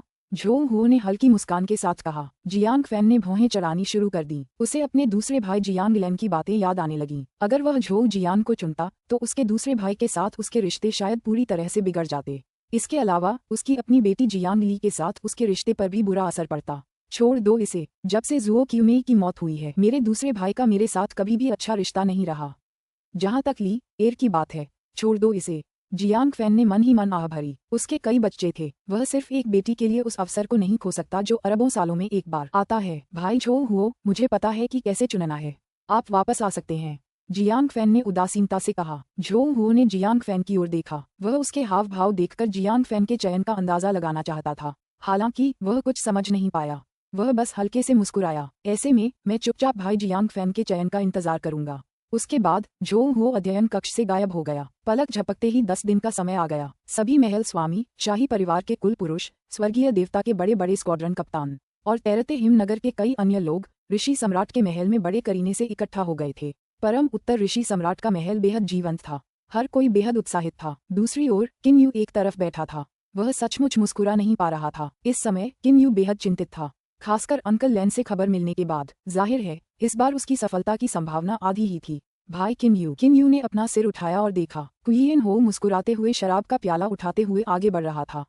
भाई किम यू, क्या हुआ? क्या हो सकता है कि तुम अभी भी चिंतित हो? तुम्हें 2 चुने हुए उम्मीदवार मिल गए हैं। मुझे लगता है कि तुम्हें बिना किसी परेशानी के जीतना चाहिए। आपके दयालु शब्दों के लिए धन्यवाद। किम यू ने हल्की सी मुस्कान बिखेरी। ओह, यह सही है। भाई किम यू, आपकी सगाई का उपहार क्या है? अगर झोउ जियान की सगाई का उपहार आपकी तुलना में बेहतर है तो उसका जीतना अभी भी संभव था।